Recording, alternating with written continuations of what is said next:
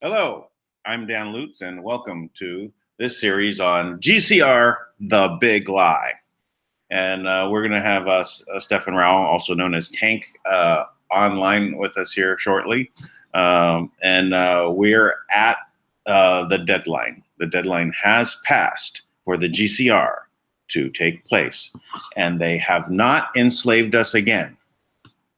Yay! The 2 weeks is up. Trump gave them 2 weeks.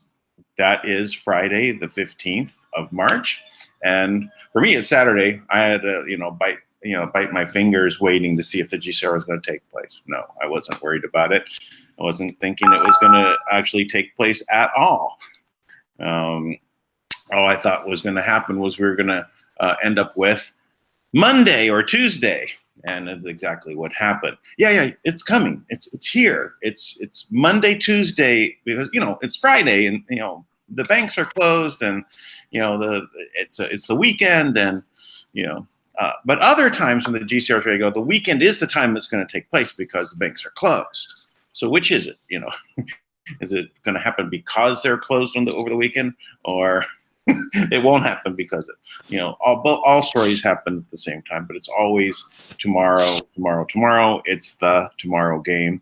Step up and participate in the next tomorrow game. So we've not. Yeah, we're ready, right? Let's come on, enslave us one more time. Come on, you can do it.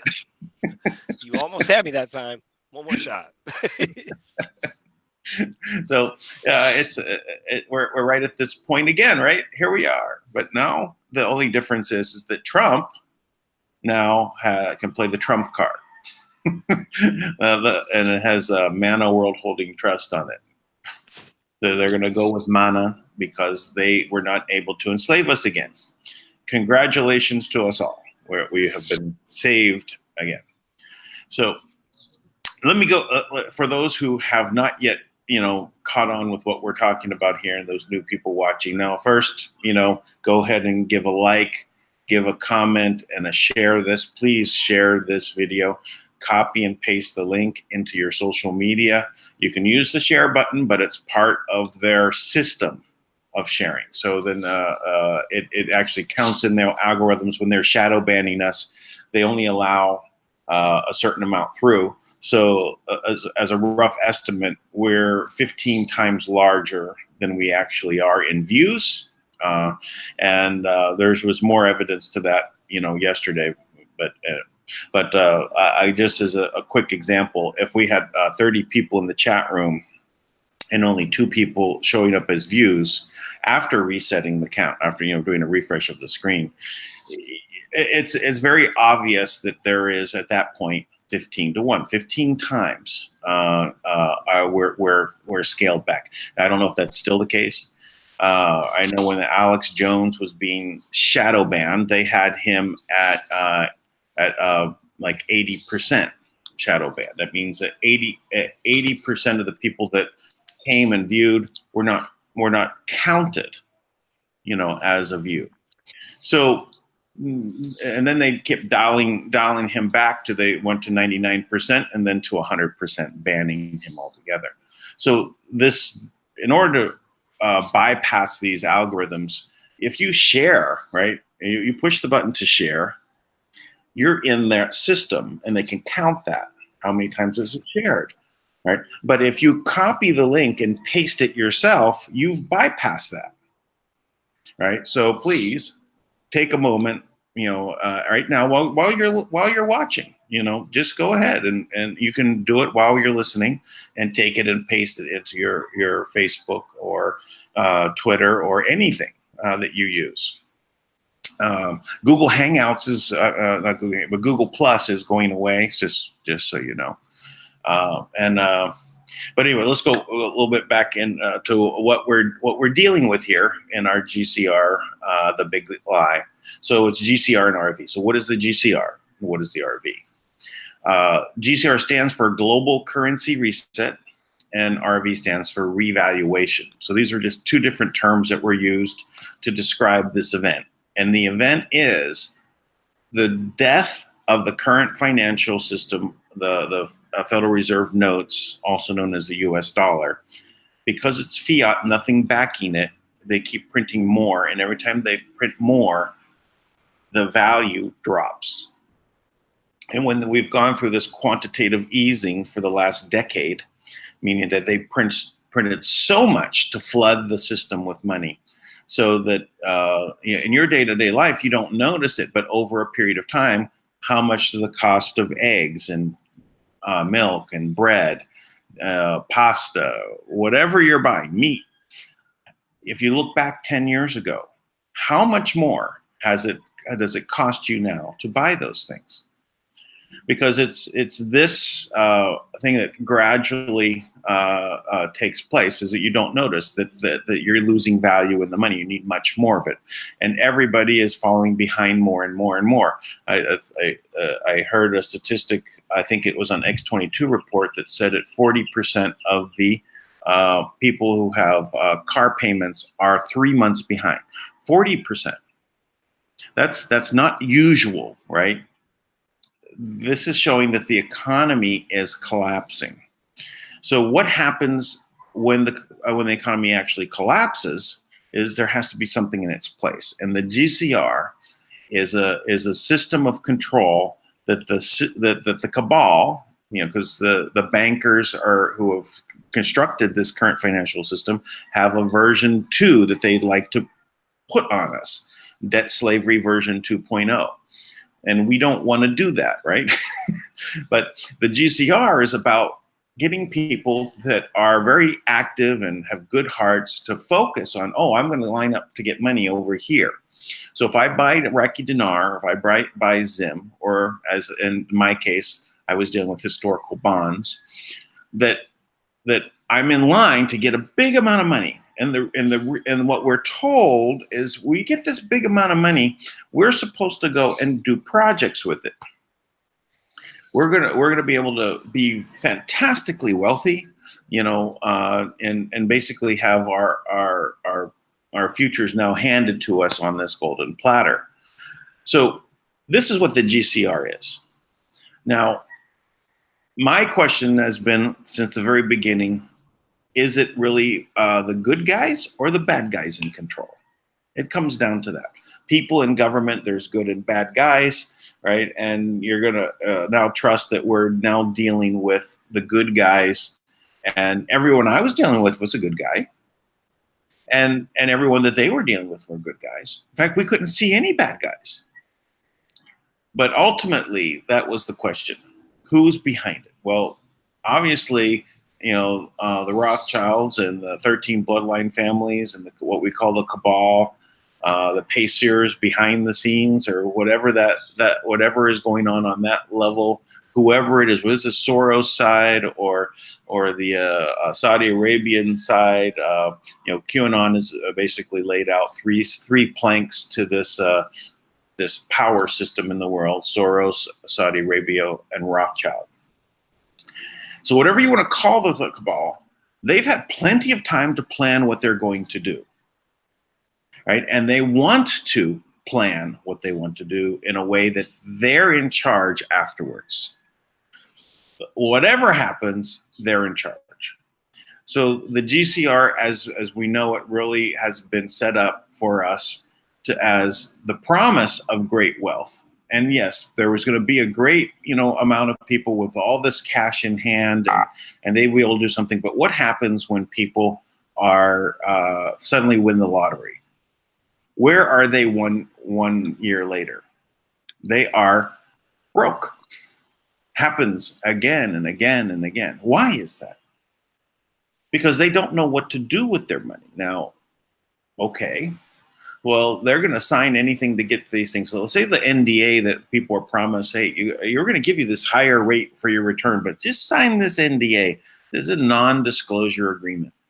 If you disclose, we can take the money back. I talked with my partner. We don't want to sign anything. I don't care we get the lesser rate. I don't want them to have the option of claiming that we did something wrong and taking it back. Right? So if we're all in this position now of wanting to make this happen and have our super amount of funds hoisted on us, and we're going to go out and do things. We want to be sure that we're able to go ahead and create a new world. But if we're all acting out of the same mindset, out of the scarcity mindset, we're going to be doing exactly the same thing. And like the lottery winners, we will end up with nothing. So, now, along comes Manna World Holding Trust. Along comes Kim and her quantum system that now has been dismantling their structure of control from behind the scenes. She's also been funding the U.S. government since 1 year ago, March of last year. And she has been working with Trump, and she's spoken with Trump. And now, I guess we just found out a couple of days ago that she also spoke to the Pope. And the Pope is now in trouble, right? Because he asked her for help.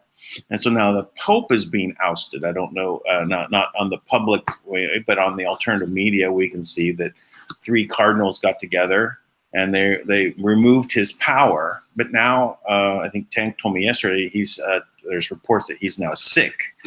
So, quote unquote, right? Sick. He's now sick. So we now have the option, right, not to be enslaved. So, we had this 2-week deadline by Trump that to the cabal to put their GCR in place, and this has not happened. The deadline is now passed, and hooray, they were not successful. So, with that, Tank, do we have? Yes, you would like to give us an update on where we're at? Yes, definitely. To add on to Dan's announcement, they were not successful with the RV. As you know, if you've been following, that there appears to be that they had this overlay system that launched from Australia, New Zealand, Hong Kong, and Canada and Mexico. And this overlay system basically envisioned that they in control of the system, right? And this was in reality, I thought this was going to be their new system. That system did nothing. It was not able to, stay up because Kim identified it and took it down. Now they last Friday they were, beginning their kind of pre-hacks. They had, I believe, they identified organizations out of London. You faded out. You've been very choppy also. Okay, no problem. Hang on one second. Let me know if this clears it up. Yeah, the video, that should work. There we go. All right, let's see. All right, am I clear now, Dan? Yes, go for it. All right, so basically these 200 different organizations because agencies and such, or no, excuse me, 200,000 different points of access that were all stealing money from the level 3 banking level, which is the retail banking level, which is the regular people. So you had trained ones that have all been stealing from every credit transaction, every account. They were diligently trying to do that, and the server was out of Bangladesh, I believe, and that was is no longer functioning. So that has been taken down, and that was one of the things that still poses a threat right now that Kim is not sure exactly what to do with is the uh, financial backup servers that basically they back up the finances for the bank. I suggested today that she shut all of them down and just use the quantum system as the backup server. But she didn't seem stressed about it at all. So that usually means she's just saying that, and she probably has a plan already in place. Um, she did tell me today that she has the system cleaned out and ready to go. There's really no obstacles other than those in the way, and the only reason why she is moving with, you know, extreme consideration is because we want to make sure that when this goes up this time, there is no issues anymore. I would say that there is beyond a shadow of a doubt, they have been completely drained of any ability they have to truly resist. They don't have they were never very imaginative, but they were always able to throw a lot of money at things, but they don't have the money. Even so much so that Thomas was talking about this last night that there's gold in Europe that are refusing to deliver gold because they don't have it anymore. All of those resources have been taken from them. So as of right now, that's the general state. The trust, to recap, the trust is right now fully in control of all the systems. Everything they do stops. The RV is not has not gone through. They were not able to bring their money in. However, they did spend the entire day yesterday was hackathon, which is what Kim calls it affectionately, is when they have given up because their previous system has been taken down or um, their new mechanism or they did launch an AI. I'm sorry, they did launch an AI on Saturday. Their artificial intelligence system, and to their credit, it stayed up for almost a whole hour. So, kudos to the cabal for your effort to try to overcome the system that's been around for thousands of years and is about 1,000 years ahead of anything that you've done so far. So, good job. Yeah, And they went from 8 minutes up to an hour. That's pretty good. pretty impressive. Well, I mean, the other system was just a hacking system, though. So, I guess we did expect more. But this was, they spent a lot of time, and you can imagine they poured into this to get the best programmers in the world to design this. And you know, like I said, 1 hour, 1 hour. Um, so that's down. In addition to their overlay system is down. All of their hacking systems, almost all their hacking systems they're using to funnel money off from regular people at the banking level, they've been demolished. There are still some backup servers that exist in Bangladesh, I guess. Apparently, Bangladesh is has some clout or has some hidden backup servers, and they use those to access the um, the main banking system. You know, but Kim's been as they pop up their head, it's whack a mole. As they come up, she just knocks them down. And yesterday was the big hack fest, which once again they didn't even make it through the first firewall of the real quantum system. There is only one planet. There is not the quantum system and then the one that these guys created. It was not a real quantum system. If anybody ever wants to understand better what the quantum system is, you can go look on the Speak project, and there is an article that Kim wrote herself where she describes it in such an incredible way that it's very impressive. It describes the depth and scope of all of the assets that it holds, all the ways that it functions, how it's able to anticipate future moves because it's mapping things everywhere throughout time and space and is able to reach forward and backwards. And it's really incredible. So that's the real quantum system, not the hacking systems that they produce. Uh, in other news that's very relevant, so part of the reason why Trump is we're having an issue with Trump is they're they do have some things on him to blackmail him. Now, everybody in this elite class, there's something on them, right? Now, I want to clarify that to my uh, happy heart, I was glad to hear this, that Trump, it's not, they don't have anything with him with kids or something like that. Okay. They don't have anything like that. Um, what they have, I'm not exactly sure, but it's nothing nearly as bad as that. As a matter of fact, but it would be enough because if they put it out, they're going to sensationalize it and make it terrible. And from what I understand, it's not even that. It's really not that big a deal. But because it's a political arena and everything he's done without issue, they've put so much. I mean, he says the wrong word and they replay it 1,000 times, right? Right. So you can imagine what they would do if they actually, presented something of, that you wouldn't want out publicly, right? So that being said, uh, right now the script has been flipped on who has been one of the primary agitators of these types of things in Hollywood, who or not Hollywood, in Washington D.C. It's a fine line. It's a fine line. Um, so in Washington D.C., you know, Steve Mnuchin is been notoriously setting up these sex parties, and he has been blackmailing his entire department with various things he has on them.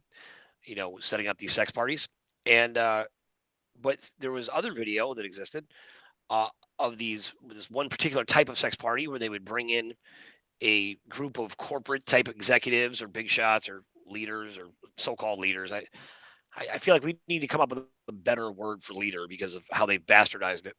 But people with money basically who have bought into the cabal, and what or people who bought in who have money and they want to keep their money, and because they want to keep their money, they have to do certain things, which that is no longer the case, by the way.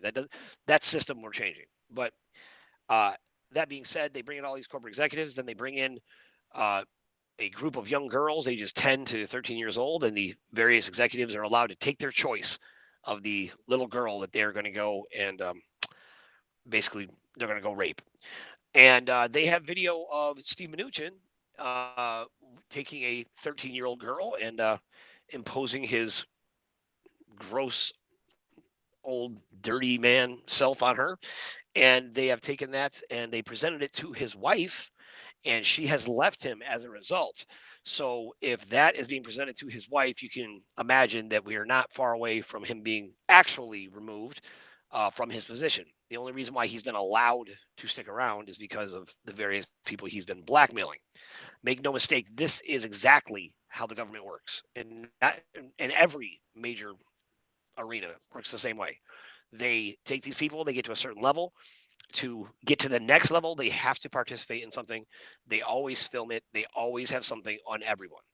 And that applies to there's actual layers, there's tiers within the cabal where once you get to a certain tier, you will compromise or you will not have your money.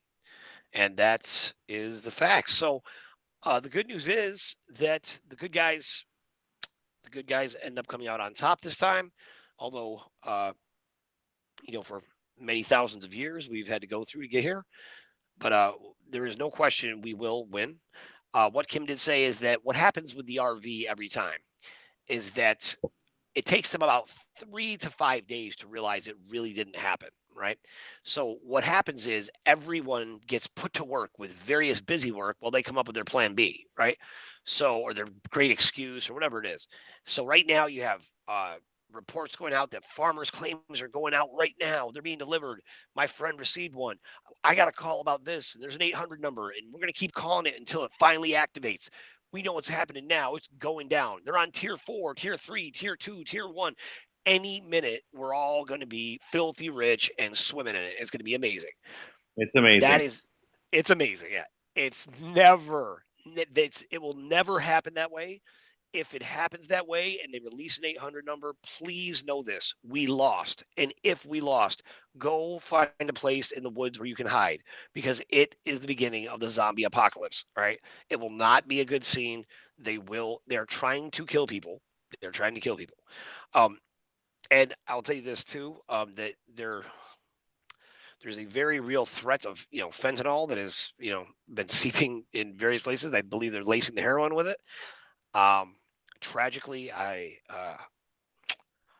not going to say any names on the air, but my very, very, very dear friend and people that are wholly given to service of other people, um, partners in business. They two different events within the past month have both lost their child to heroin overdose. Oh, I'm sorry. I'm not sure what one was heroin, one was something else, or it might have been heroin, but it was a needle related. And my heart breaks for them, and I just,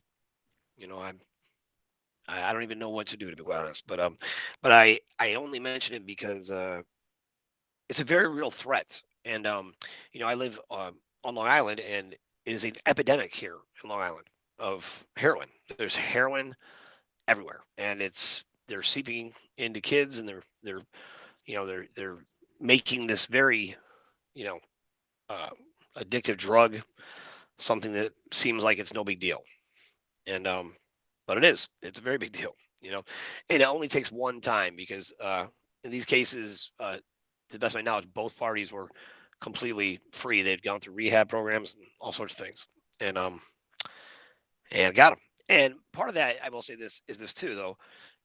There is this massive energetic shift that's taking place now. If you have issues that you have not dealt with, and um, I guess to some extent everybody does, but when the energy rises like that and it's really infused, and you have this change, this real, very practical shift in energy taking place right now. When that happens, it kind of forces all those issues to surface, and sometimes people can't deal with the emotional up and down of it, and they tend to go back to vices that they're familiar with, so that they can get relief because they don't know what to do. I highly recommend grounding.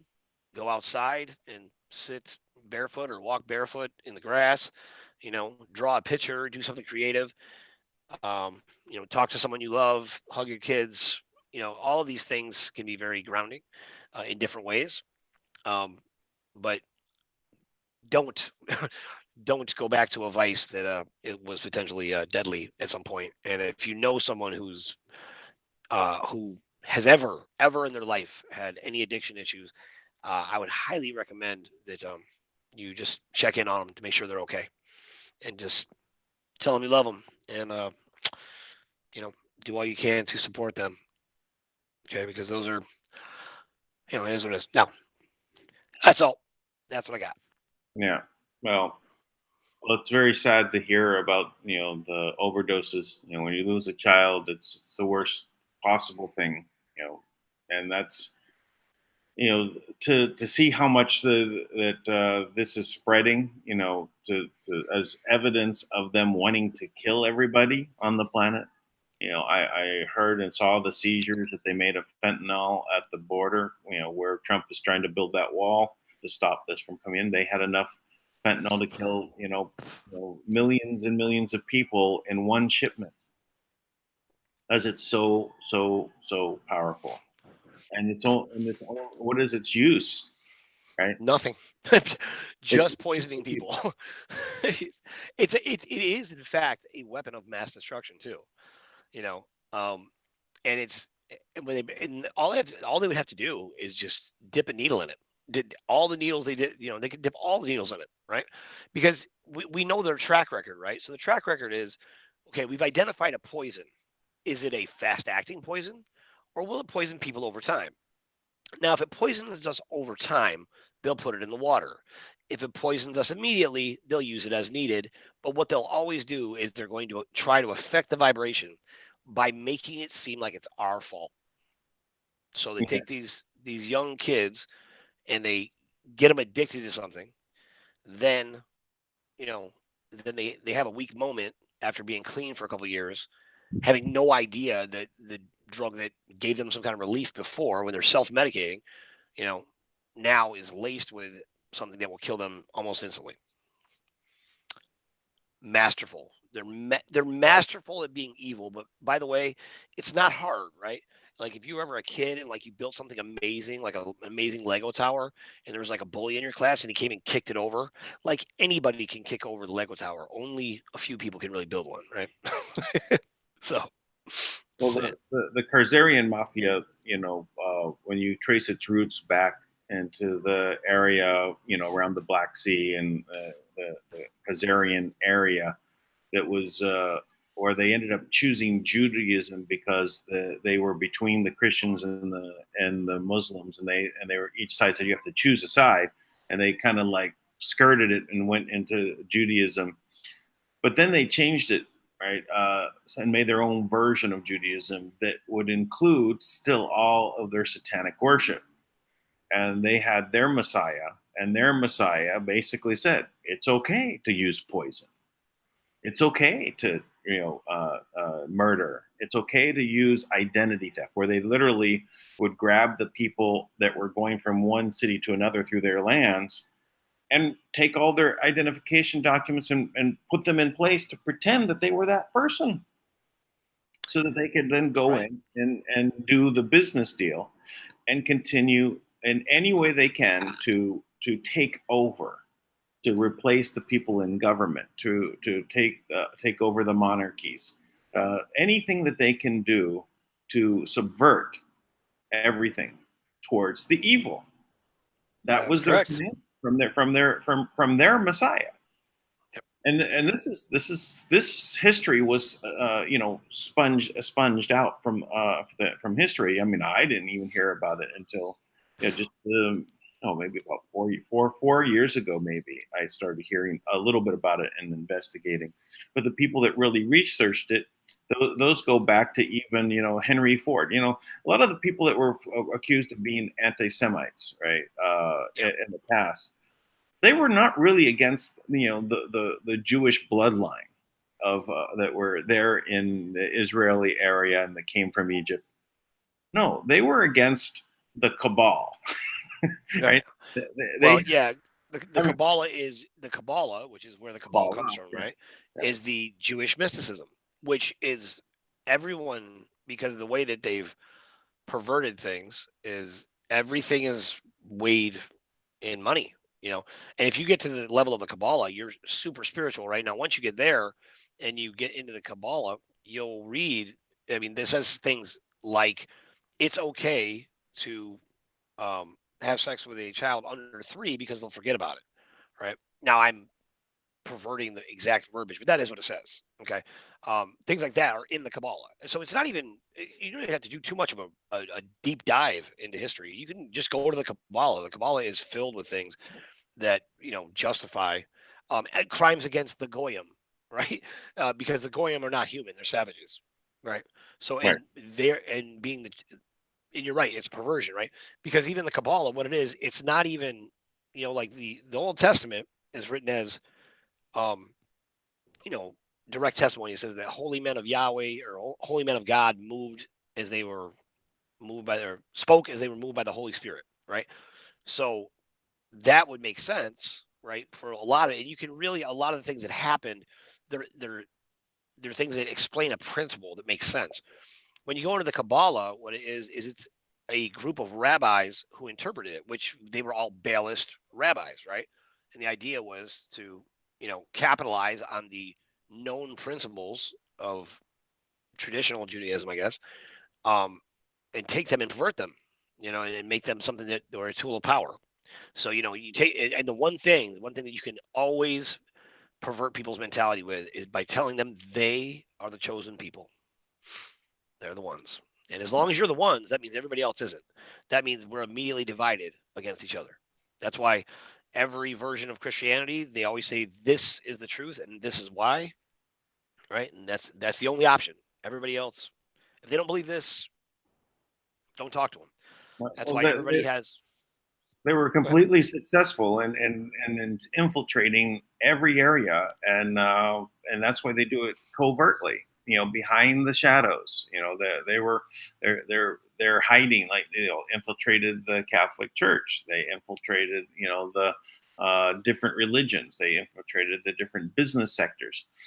It's across the board, but how do they maintain control? as we talked about earlier, was blackmail, right? And they will use poison, and they will use assassination, and they will use everything that they can, right, to take control, right? And this is the system that is all coming to a boiling point right now with the GCR. Is that that the economy is collapsing now? Maybe they can extend it, and maybe it doesn't completely collapse for 6 months or a year or 2 years. It's just about how much they can prop it up.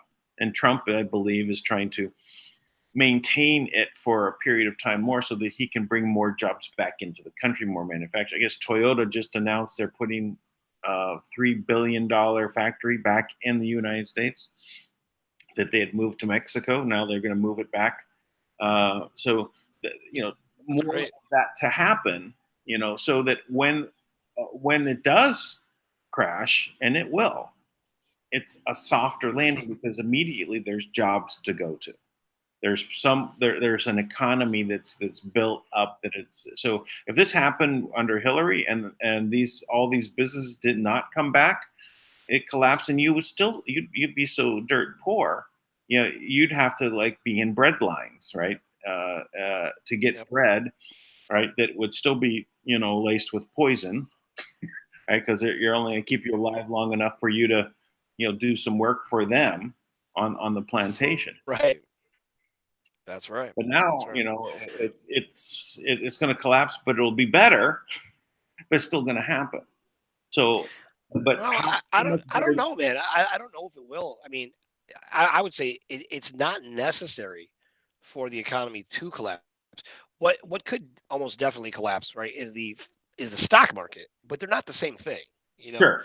No, I mean, because I no, but let me rephrase that and say, yeah, when I'm talking about the economy, I'm talking about the illusion that's out there. There is a whole other real, neighborhood economy that goes on. There's farmers that are producing those were they've tried to stamp them out as well. But there's people out there that are a real economy, and you can always barter.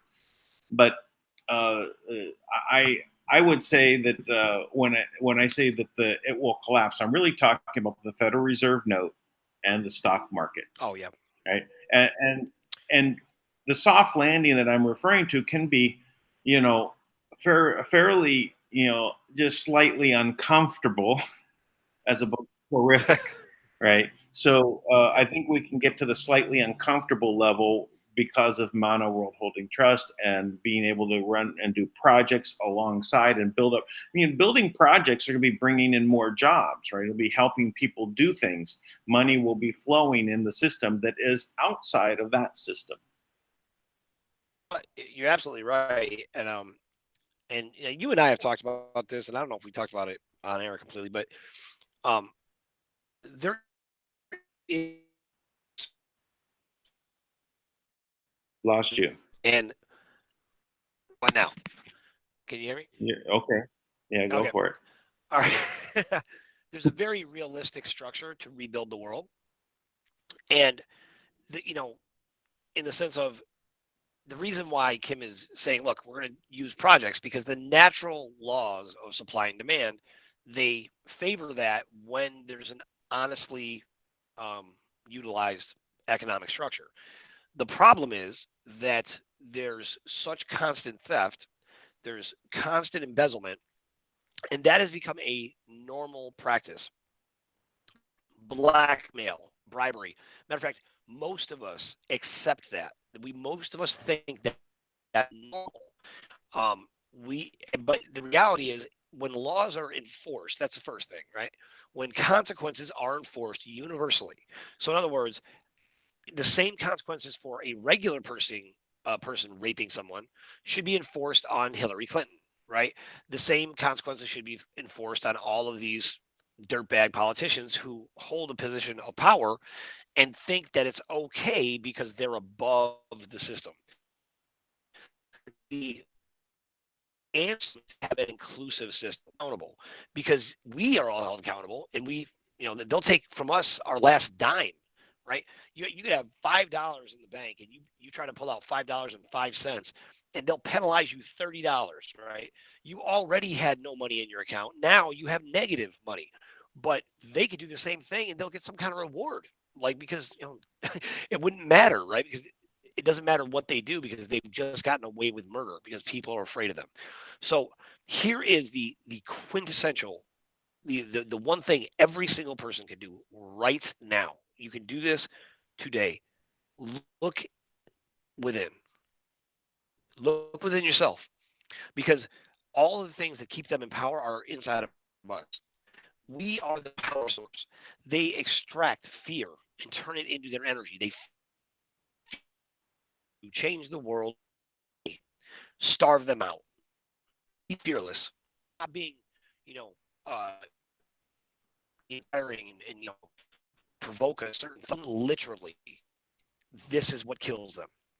Do not be afraid of them. Stand up.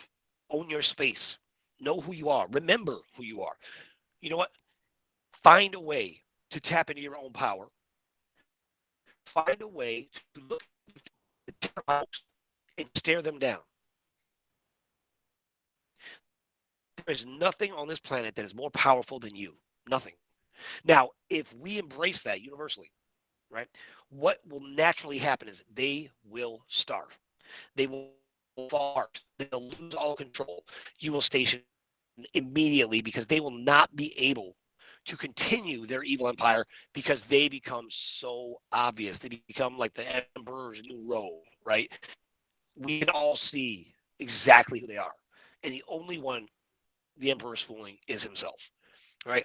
That is how it's got to be with them. We've got to stop ignoring who they are, what they are, call them out, identify it, and don't be afraid of it. And I mean that in every aspect of every part of your life, whether it's your job, in a political business, we are not afraid of them over us. Nothing. Nothing. Now, they destroy Hank, us. you've been a little bit choppy the last half minute or so. So, Goodness gracious, I don't know why it is. 1 second. I really Yeah, I'll be right suggest back. you check your antenna on your Wi-Fi. So it'd be this is what it seems like to me. I've noticed this on Wi-Fi system. Someone adjusts the antenna, because it's a big cone. Wherever the antenna is is like this. Just imagine like a big circular cone that goes out like this, and wherever that heads is its direction. So it's not like a round circle. It's literally a cone going out. So if you're outside of that cone, though it can work, it can get a bit choppy. All right. How am I sounding now, Dan? Am I any more clear? I've adjusted Yeah. my cone. And Ready to go. All right. Yeah. Practically, by the way, very, very realistically, I don't know how to emphasize enough. This is an energetic physical manifestations. You're gone, man. Yeah. This is an Man, see, I'm telling the truth. That's why they're trying to block me. they're messing with the waves, man. I know. That's what I always think. Always. My first thought is conspiracy. Yeah, it's got to be a conspiracy. Well, it might have been your daughter adjusting the antenna, so try to get her broadcast, more clear. So, yeah. So, So funny. well, All right, I'm gonna go somewhere else, Dan. You can go ahead and talk. all right. 5 minutes. So, well, where were we? Well, yeah, on this point of having the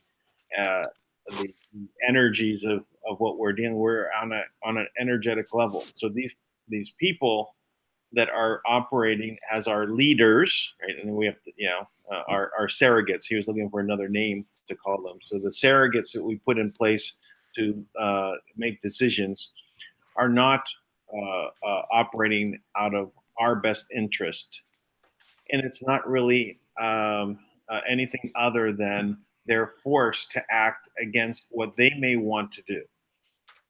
It's blackmail. So this Khazarian mafia has turned this whole world and everywhere they could infiltrate into a place of evil. Not to say that good doesn't exist. I think good is much bigger and stronger. But they've risen to such a level that when this next version of the world that they want to have happen, which 911 was also this event in a spiritual, energetic level, was meant to focus everyone on this particular point of time, that when they come out and they institute something called the Patriot Act, which sounds really great, which is just an enslavement control system, right? Any of these things that have come from that point onward had an undertone of dictatorship that they were placing on the world. And it is worldwide. Yeah, and that's the other illusion that's out there. When we talk about the deep state, it's not just deep within the U.S. government. It's also wide across the world. So it's deep and wide state. So it goes government to government to government to government because they're everywhere. CIA being the main focus of this system, right? So this I guess people are now calling it in the QAnon arena C_A, right? Because they've lost the intelligence. They've cut off those satellites, so they have no access to dumpy, droopy. I forget the name of the seven dwarfs, right? Yeah, they have the seven dwarf satellites, and they have Big Bird and a couple others. At one point, they were removed. Blow by blow, losing satellite systems were told on QAnon as it was happening. And I was looking on government websites that were looking at these things and saying that they're blind. This is dangerous. What happened? Our satellite is down. There was it on CNN? No, right? You lose satellites. Don't you think that would be something that CNN would report? If they were really news, they would. But since it's against the C_A, Right. They don't report it. In fact, this election cycle saw of all of and all these were Democrats that won their seats. I think it was 40 of them were CIA, previously associated with, connected to the CIA as part of their program. So, and the CIA is not supposed to be infiltrating our own government, right? But they do. Even Ace Ventura. No, I want to say Ace Ventura. What am I? That's wrong. Pet detective Ace Ventura. Yes, I know. That was wrong. I was thinking about Jesse Ventura. Jesse Ventura, as the governor, found out that the people that were in his government were CIA plants. Yep. Right? And he was saying, this isn't right. Why are they here? And the military, accepted this as because they were not paid by their department, but they would give them a good guy to operate from, and they were cooperating with another part of the government that was for intelligence. So they were supportive of this, but it infiltrated everywhere because the people that knew that they were agents ended up being promoted away or moved to another department, and the next guy coming in had no idea that the guy was CIA.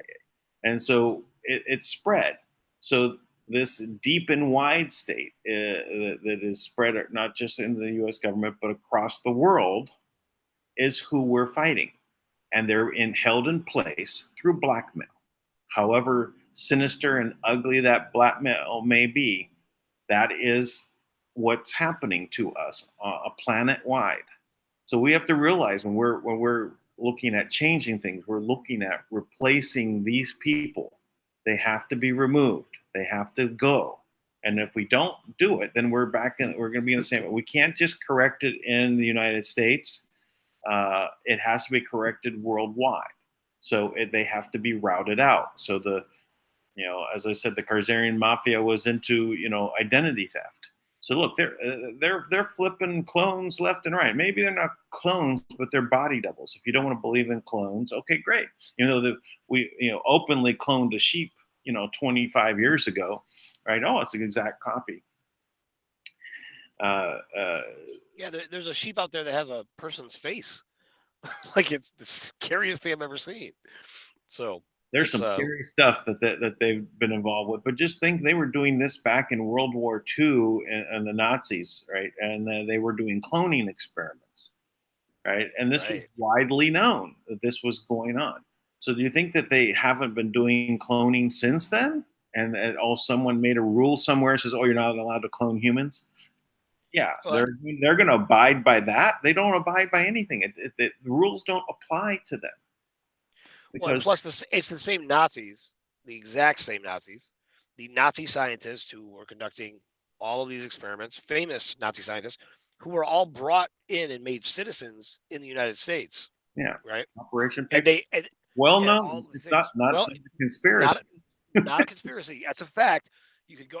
Everyone who has never gone on the CIA library.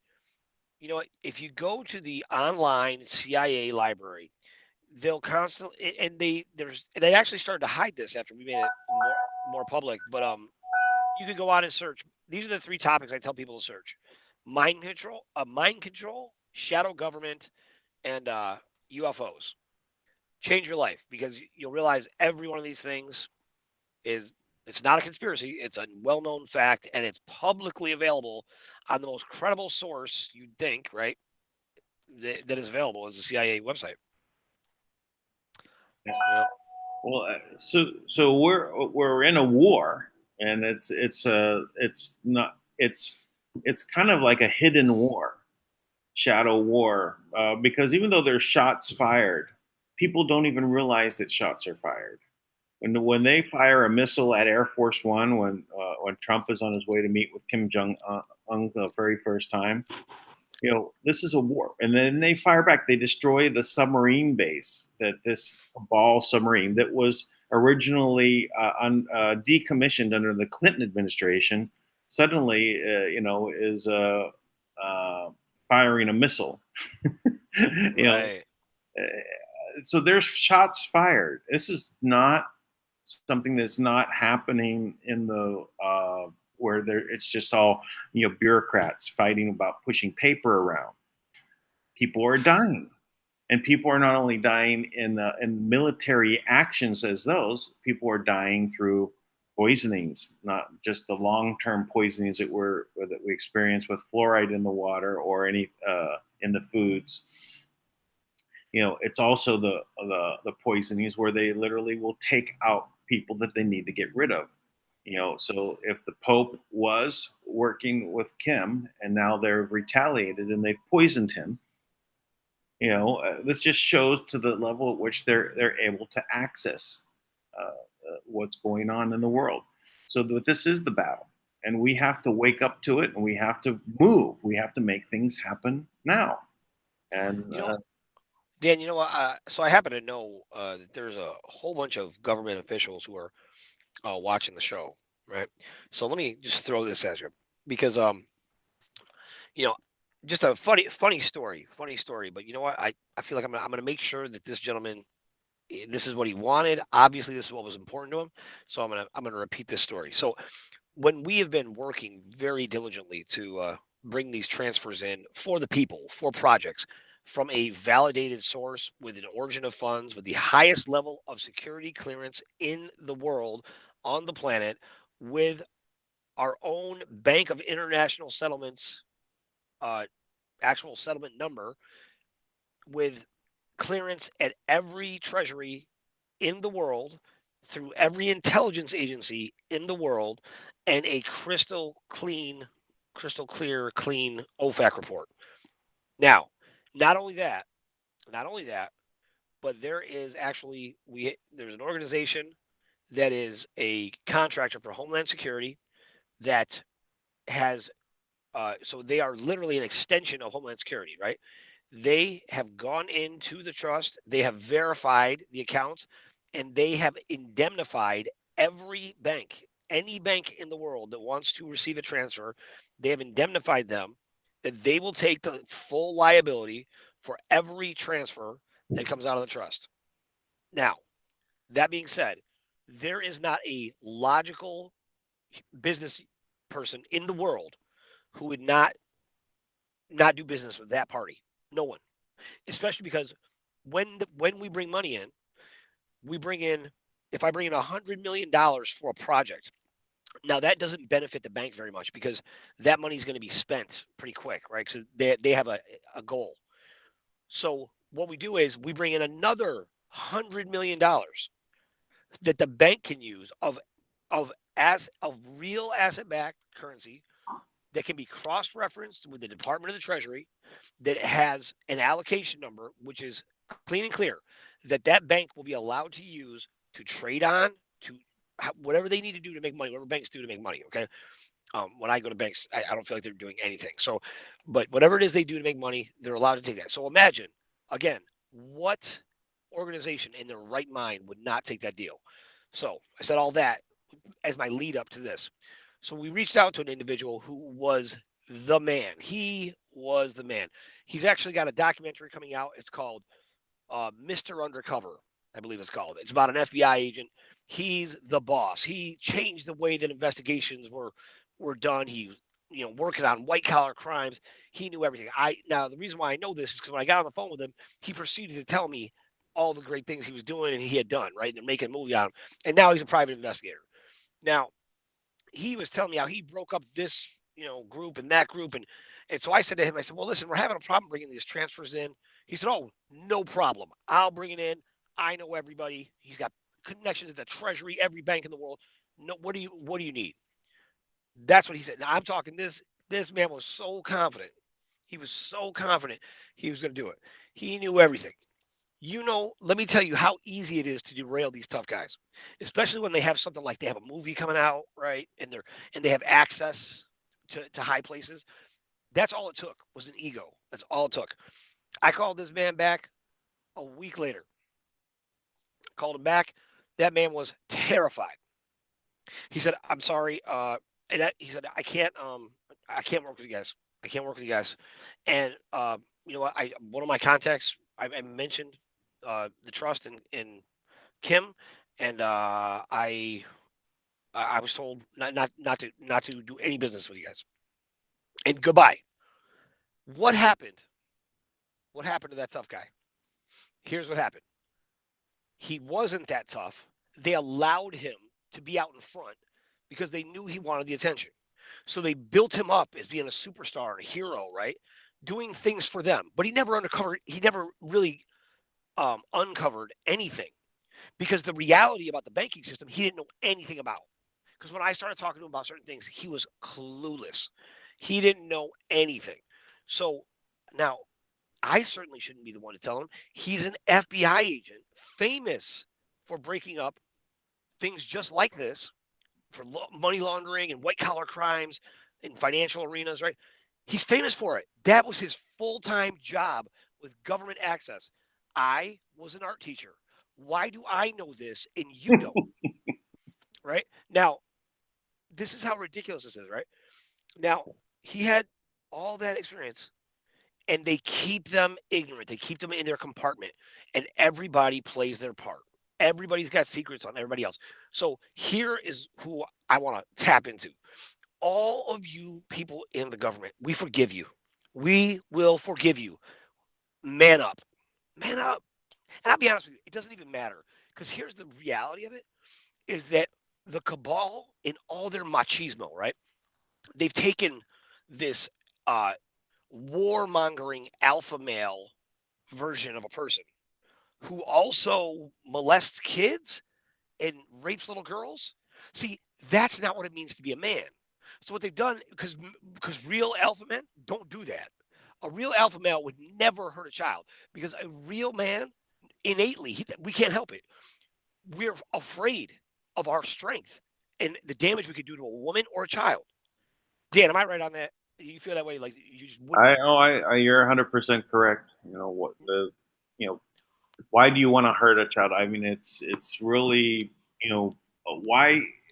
I can't. It's very hard to even imagine how that takes place. I can't even fathom any scenario. I'd kill myself first. I can't even fathom it because at the end of the day, what they are promoting, this, what they think is being manly, it's not. You're cowards, all of you. You're a pack of cowards. You're pedophiles and perverts. You hurt children. You hurt women. You hurt people anyone that is weaker than you, and then people that are stronger than you. You do all you can to diminish their vitality, their reputation, their character. You do all you can, and you don't have to. You don't have to because it would only take a small portion of you to stand up, break away from the misguided, awful satanic cult that you've been living in. Because right now, Steve Mnuchin and his beautiful wife that he just lost, thank God.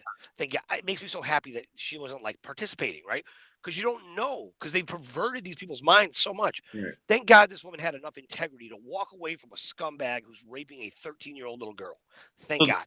so the way that I heard it described is that a new freshman congressman comes to Washington D.C. all filled with good things that he's going to do, and they come in and say, "Oh, that's great, wonderful ideas you have there. Hey, you know what? We're immune to stock, insider trading tips, right? So we can do that. So here's a tip. Put your money here." And Yep. they go and they make some money. Yeah, the next tip comes and they take it again. Oh, right, this is cool. I'm making some nice money here. And then they say, well, here's a piece of legislation. I know you're really not really that keen on it, but can you vote our way? And they do. And they kind of they get down. They start down that dark path by taking these insider tips and then there's a celebration, there's a party, and they have this very young, attractive woman there.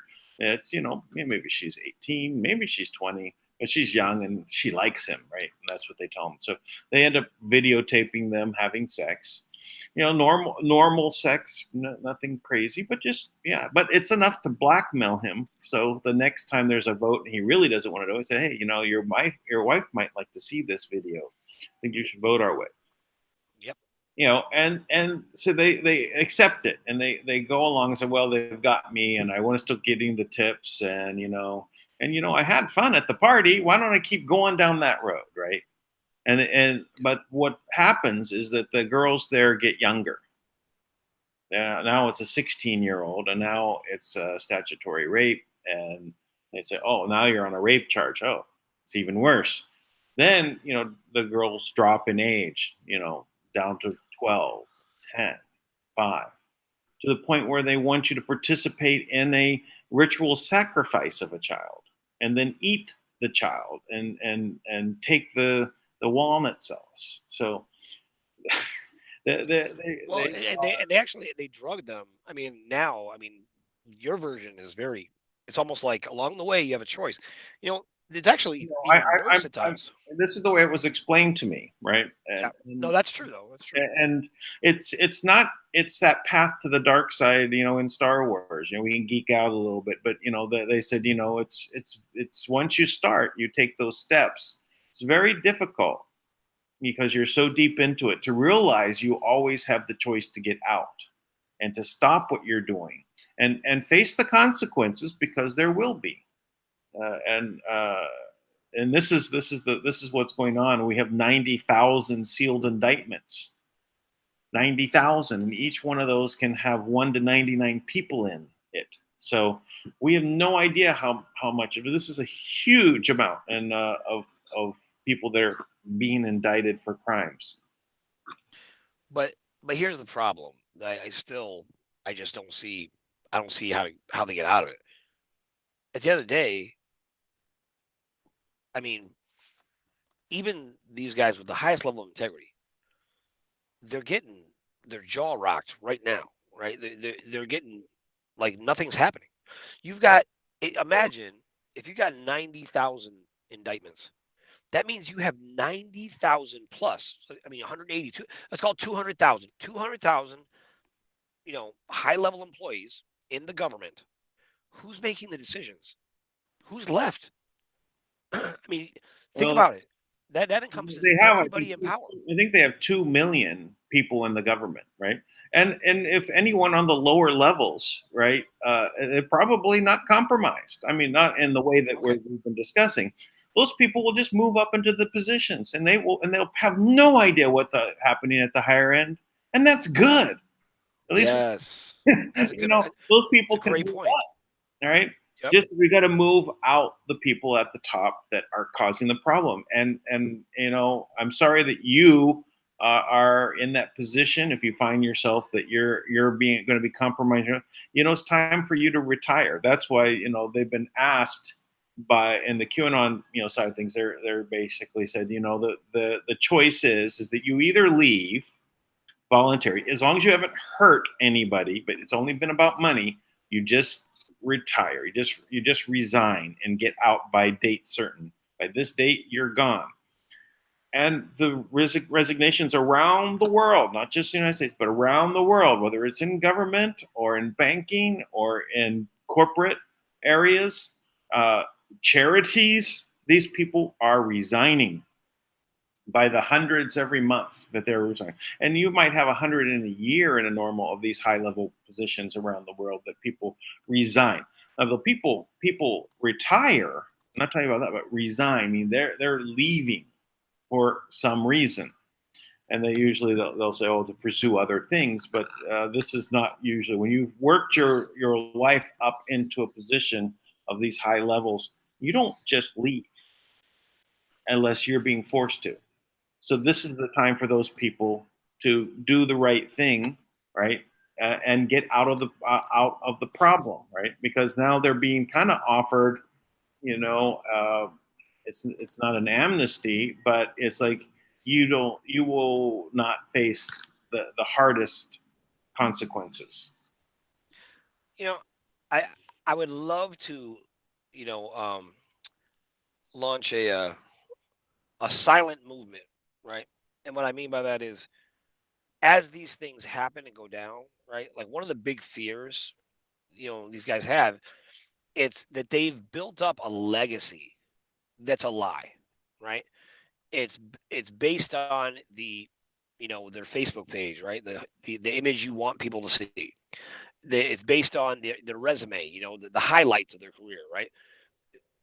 And most of those highlights are nonsensical at best. I mean, because there's so little they actually do. I mean, because, and you know how you know this, because you could take a single mom and she will be in school full time, getting her degree, working a full time job, taking care of 2 kids, and you'll be like, how on earth can anyone get that much done?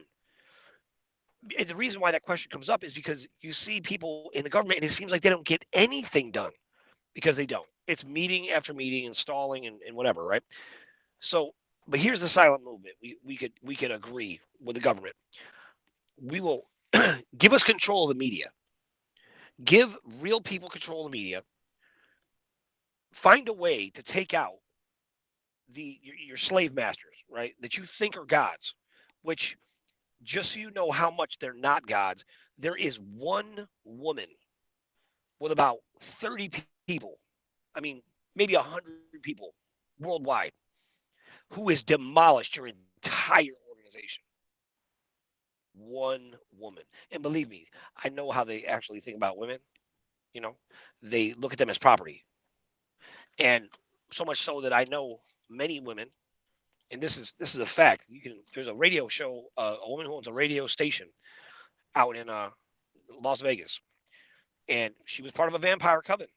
So she had some pretty extreme tastes, let's say, right?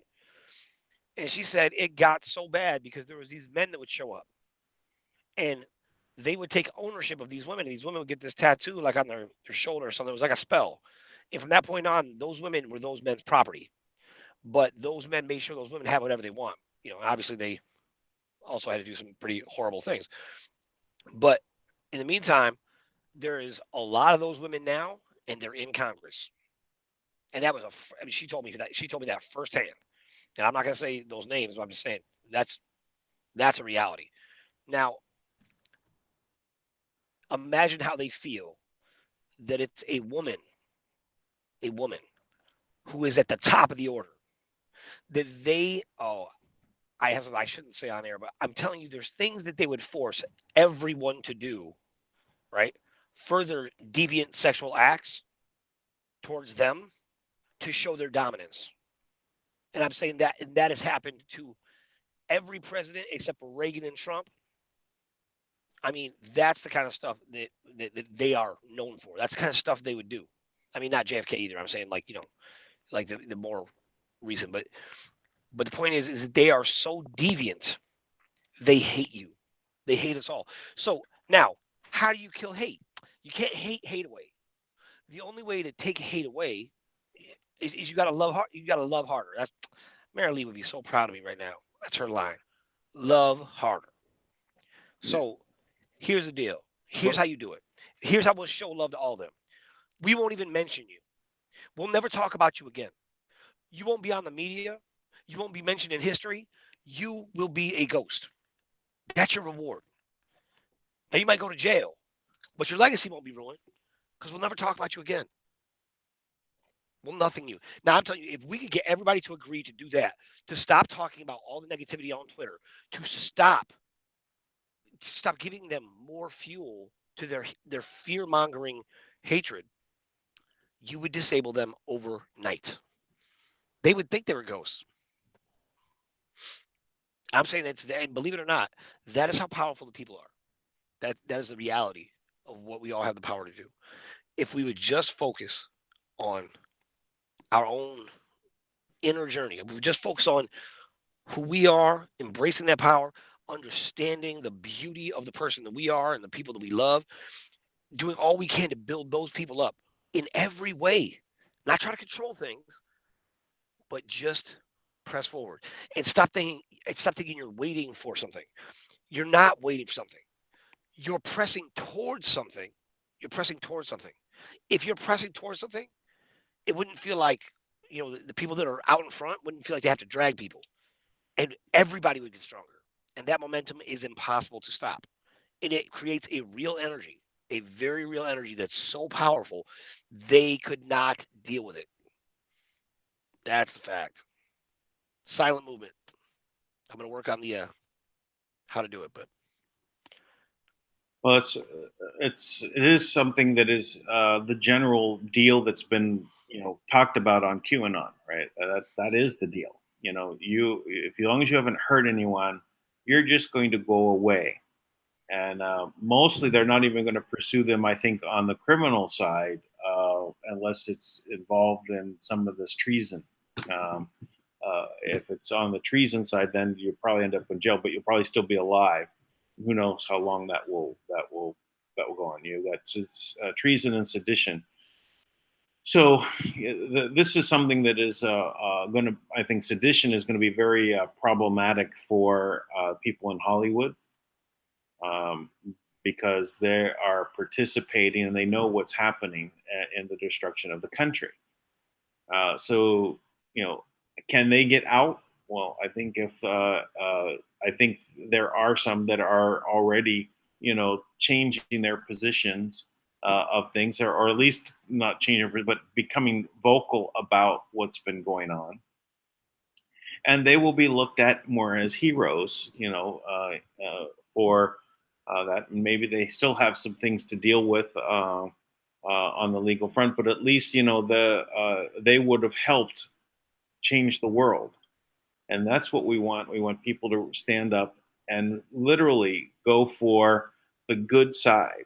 Stop working for the bad side, and that's what this whole movement is about. Whether it's QAnon or whether it's just people within their own groups that have decided that they've been working for years to create it. I mean, I've had groups I've been part of. We're looking at how are we going to do this, right?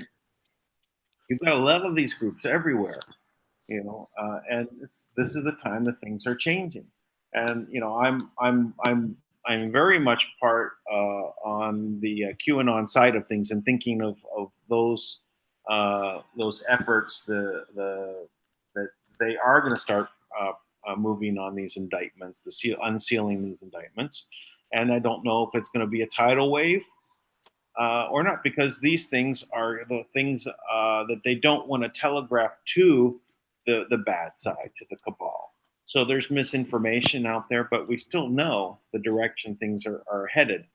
But this coming week is going to be very important, I think, in that we may start seeing some indictments coming, some things from the grand jury, maybe by the 21st, which is the date that's given for the Q movement.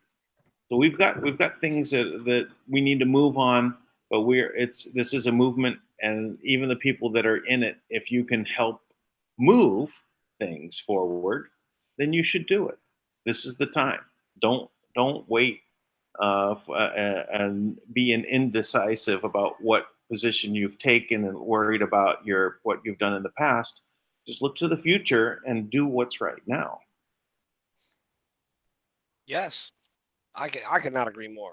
I mean, you know, there is I started talking this way because you and I talked about some different things, right? That are necessary. Now, we've already put things in place for people. We have the structure in place, and I am doing all I can, and Dan too, to try to bring everybody together who is of a heart and of a mind to change the world.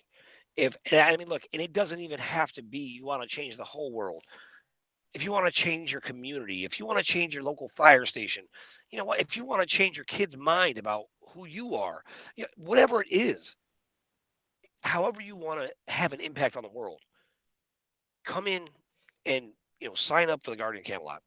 Because if we can just get a loud enough and strong enough voice of people that is real, because real people, one real person is worth 100 of these other, fake likes and fake, things that they do. Real people are impactful. Real people make a difference. People who are willing to take action. And it doesn't. I'm not ever going to advocate any kind of violent action. And you know what? Anybody who's ever heard me for the past, 4 years, I have been attacked by people from all sides. And you have not seen me defend myself anywhere. And I don't ever say anything negative about anybody outside of the actual enemy. All I've done over again. So I'm telling you, there's a way to do it. There's a way to do it.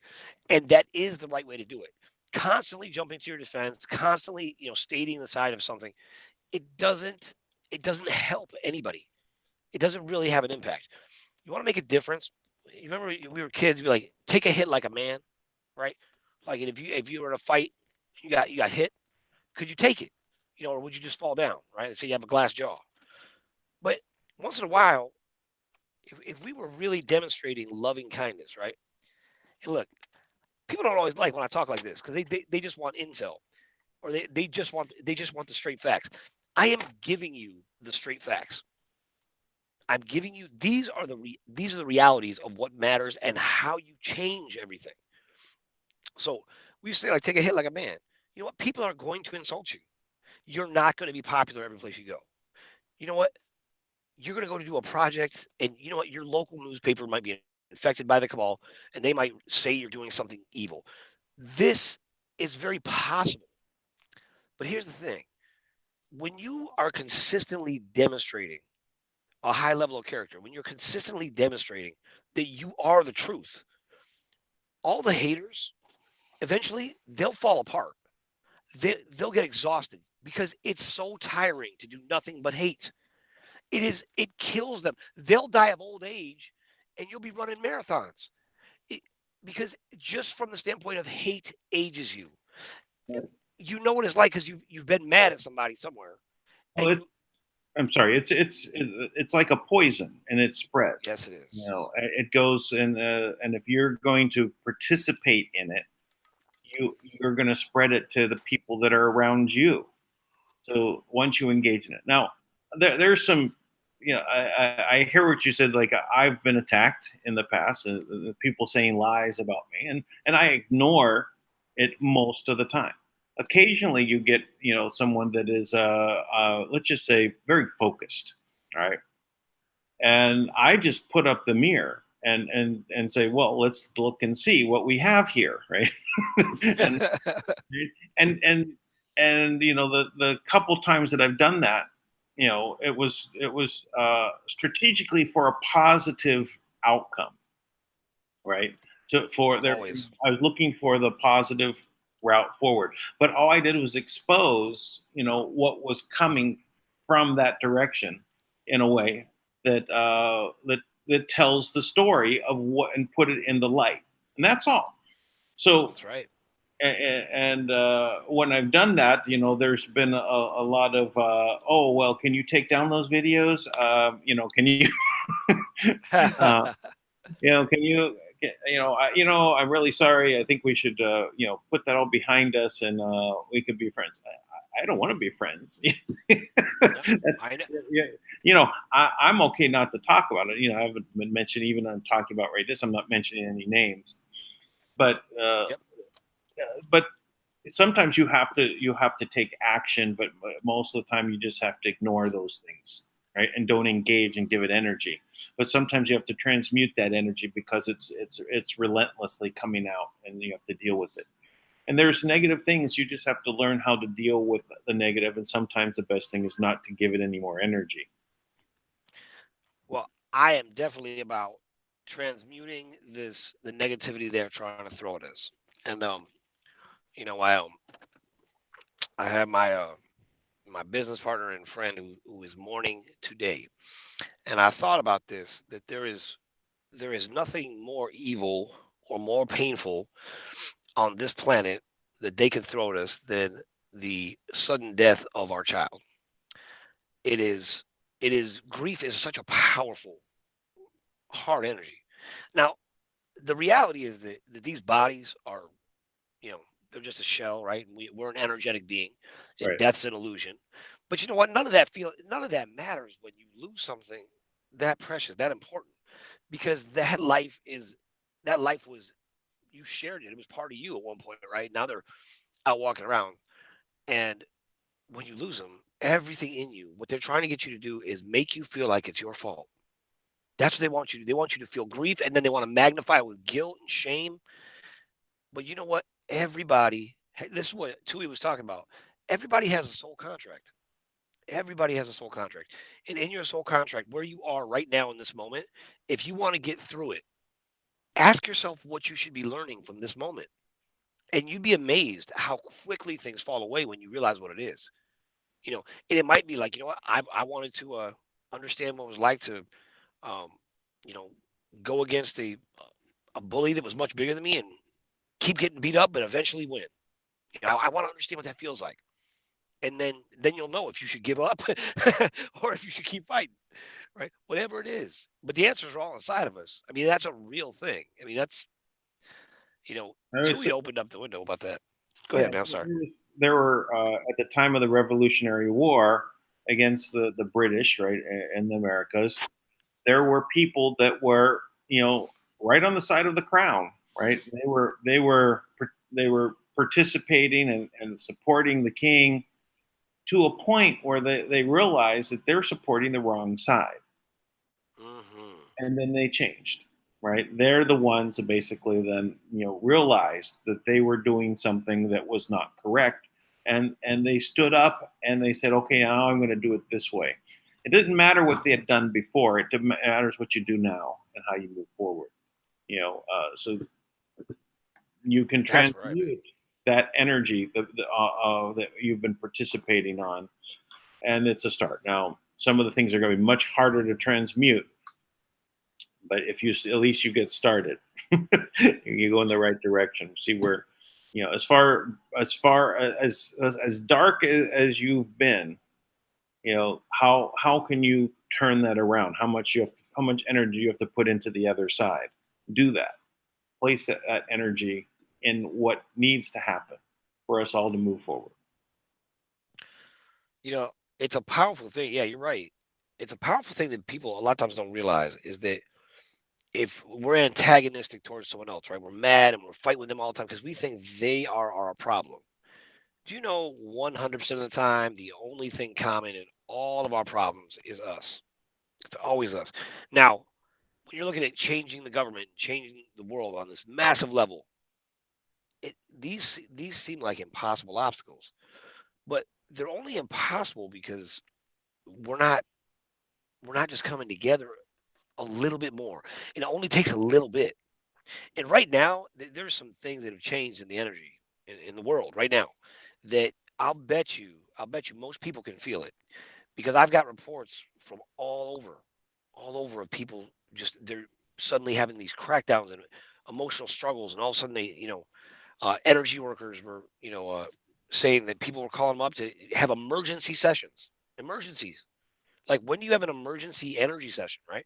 Because you're cracking up, and something going on with you is it's forcing you. It's forcing the anger out of you.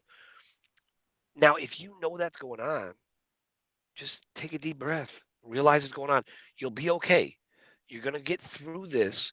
It's a dramatic change, and when you come out the other side, you will be brand new. Now, if we look at every situation like that as a positive, like when something's painful, when it's harsh, if we realize, oh, I'm gonna be okay. I'm gonna be stronger when this is done. And it's almost done. It's almost done. So we start to look at life that way. You know, anything you can do anything for 10 minutes at a time. You can get through it. But yeah, I'm big on the energy right now because to me it's very obvious. It's very obvious how powerful it is. With what and I'm for Q today. I'm for Q today. Although I still am suspicious that it's the quantum system, but it would actually make sense. But they are trying to create another devastating energy to try to build up to fight back, right? But all we have to do is just stop being devastated. Just stop letting that energy. But that's what they're trying to build up: fear and intimidation. But after a while, when you see somebody just get beat up over and over again, and they keep acting like they're in charge and telling you they're a god, you realize how powerless they are. All we gotta do is open our eyes. Everything changes in a heartbeat. Yeah. In a heartbeat. I So, think I was just what looking else, man? at the questions that people have here, and also Lady has been asking for the link to join us in Hangouts. Maybe she was going to do our questions, find them for us. But I'll just if you want to send her the link, that's fine. I'm just going to go ahead and share the screen here, and then Sure. we'll go through questions there. One, people are I think, well, what's if the GCR is gone? What are they going to do now, right? That's the problem, right? You got Who are they? say again. Who are they? I guess is my question. Like, what are they going to do now? Who are they? So, like the good guys, the bad Obviously, guys. the people that are they're asking the question, they're saying, "What am I going to do now? There's no GCR. What's going to happen?" That kind of thing. So I mean, we'll go through it and we'll see. So 1 second. Okay.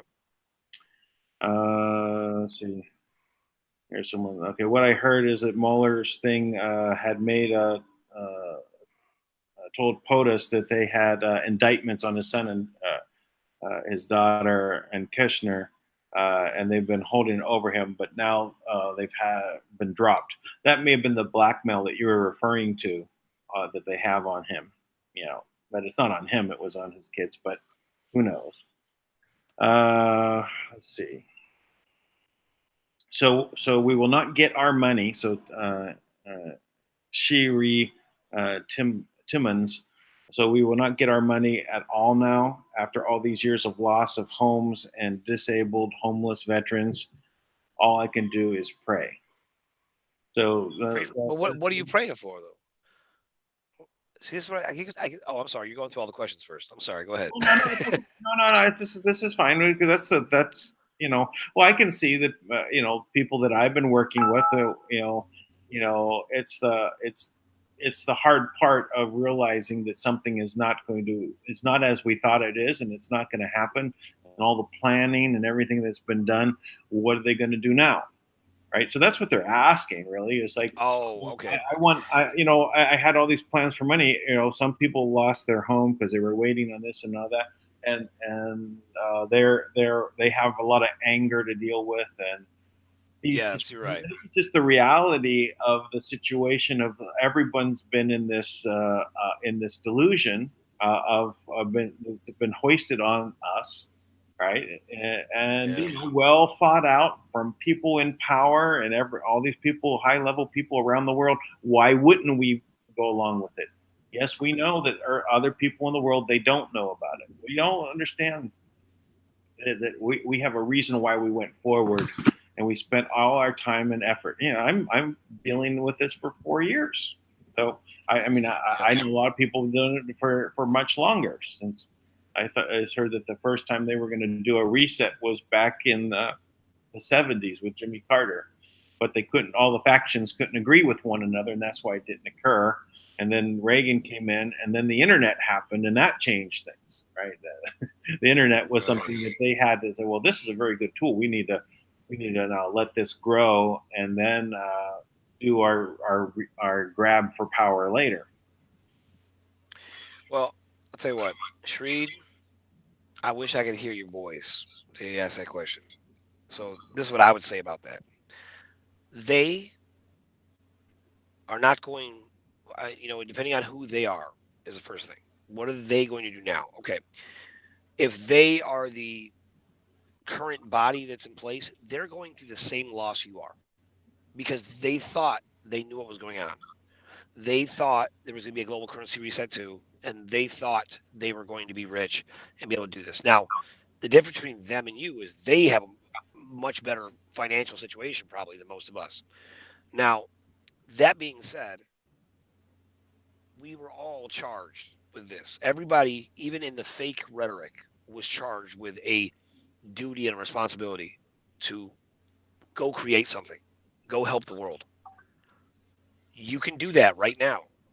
Like right now, you can start to you can go Camelot.com. You can uh, sign up for free on the website. There's forms you can download and you can submit a project. And listen, you can come in and become a member of the project planning network. We'll set you up with a trust. And when you're in there, if you have a project, great. We'll take your project. And if you don't know what you're doing, no problem. We're going to help you develop it and help you be successful. We're going to make sure you have all the tools but if you're going to just be mad and feel disgruntled, and if you waste another second of your life doing that, if you waste another moment feeling like you got cheated, you are wasting your time because no one is going to care. No one is going to change the way you feel. The only one that can change the way you feel is you. So if you want to do something different, do that. But I'll say this too, just to be clear. Anybody who's holding their breath at the GCR, please know this. I interview every single person that's coming in, right? Because especially this initial like core group, because I really want to make sure that they have the right intent.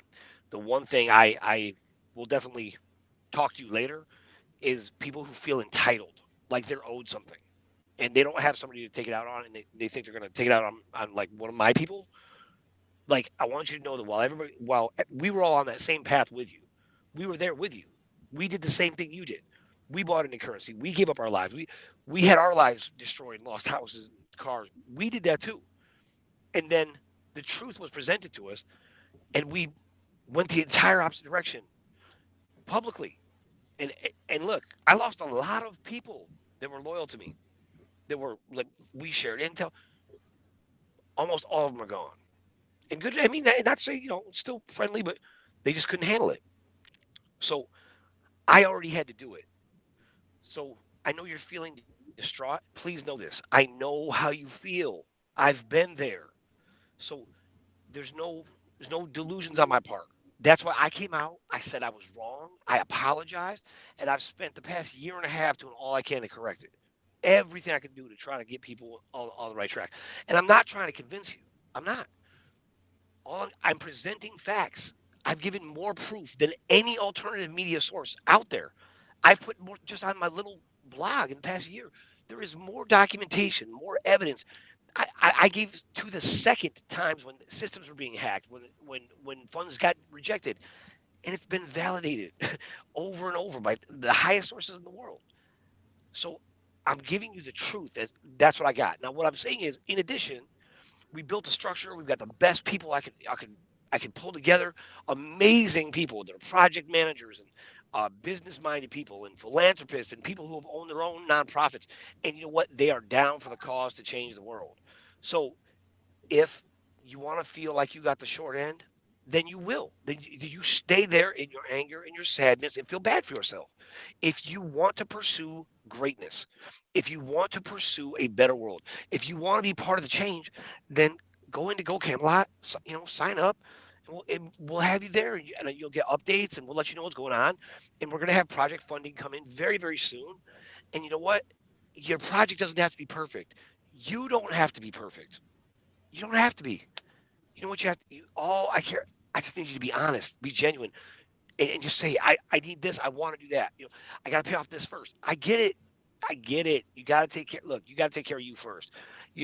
But people have a $200,000 mortgage that's crushing them. That's not a crushing mortgage. We can take care of that.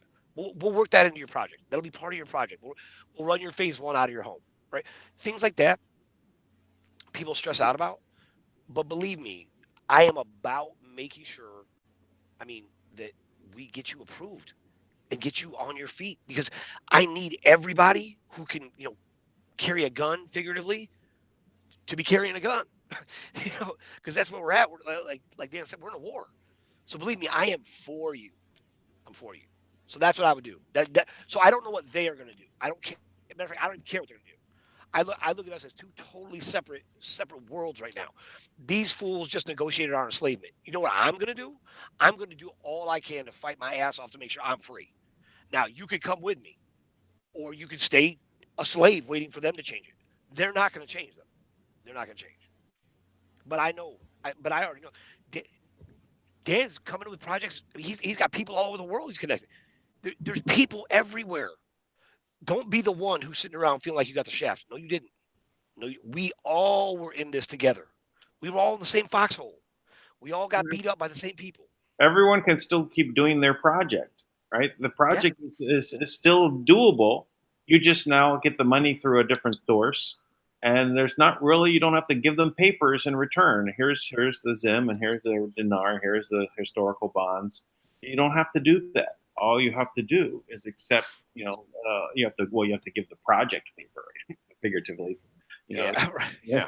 But you can still do the same projects. So everyone out there that's made their plans, just my suggestion is you make your list of your debts that you need to take care of. You make your list of the things that you need to do to make sure that you can concentrate on your project. If it's paying off your house,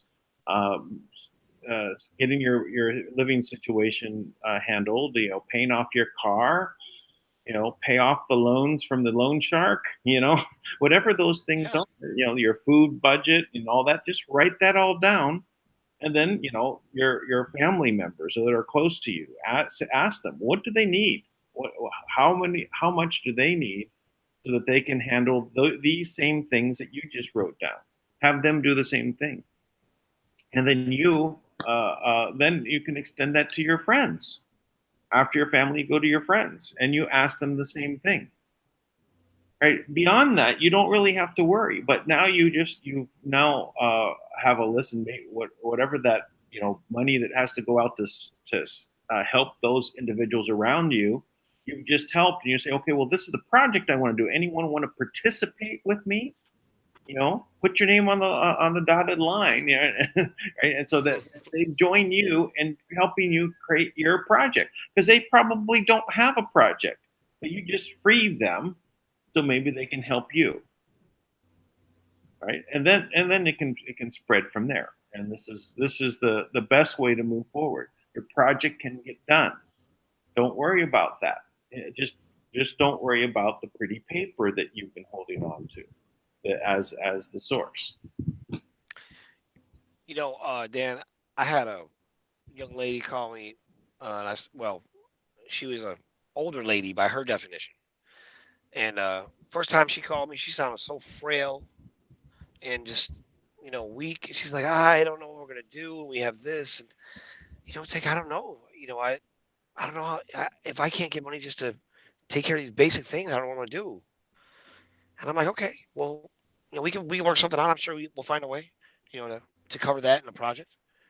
And we had about a 15-minute conversation, just talking about what she what she wanted to do. She called me yesterday. She found this big old property, and she's like, it's amazing. Same woman, same. She goes, we're gonna do this and this is on it. Same woman, same. And I'm like, how much is the property? And it was huge. It was like $1.2 million. It wasn't even a big deal. I mean, it wasn't even a big deal. But it gave her a brand new life. That's how much we've been suppressed. We get in this box and we think the box is real. We don't think the sun's ever coming out. And all we got to do is pull up the blinds. And I'm telling you, like that woman, I didn't know, what to even say to her. I thought I was gonna have to pay for her to go into an old folks home of some kind, a nursing home of some. I'm sure old folks home is not politically correct. I'm sorry, but a nursing home of some kind, right? Like the way she was talking, she sounded so weak and frail. The next time I talked to her, I was like, "Is it the same woman?" And it was, and she was just as powerful as she could be. All of your power is in your awareness of your power. And the fact that we've given our power away to someone else has been the problem. And all we got to do is just realize they're disabled. You're not. You are enabled. And I am an enabler, which is not supposed to be a positive thing, but I think it's positive. I'm going to help you best I can. And I'm going to, Dan's going to help, right? Because we're going to. When you said that a bird literally just flew in and like hovered in front of my face and then flew right back out the window. Wow. See? And by the way, I'm magic also. How about that? So perfect. Yeah. Well, if you believe in the power of magic, it can change your mind. Yep.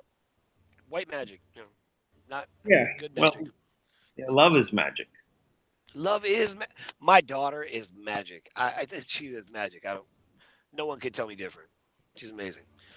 Just Well, my, it's the part of reality that we live in, the mechanics of it, or that there is a vibration that you catch. So when you create in any direction, whether it's positive or negative, you're creating a wave from that. So if if you create a negative wave that you're going to be having to deal with, whether it's they use the rule of threes or whatever, it's going to be coming back. So you're going to be doing a negative thing, right?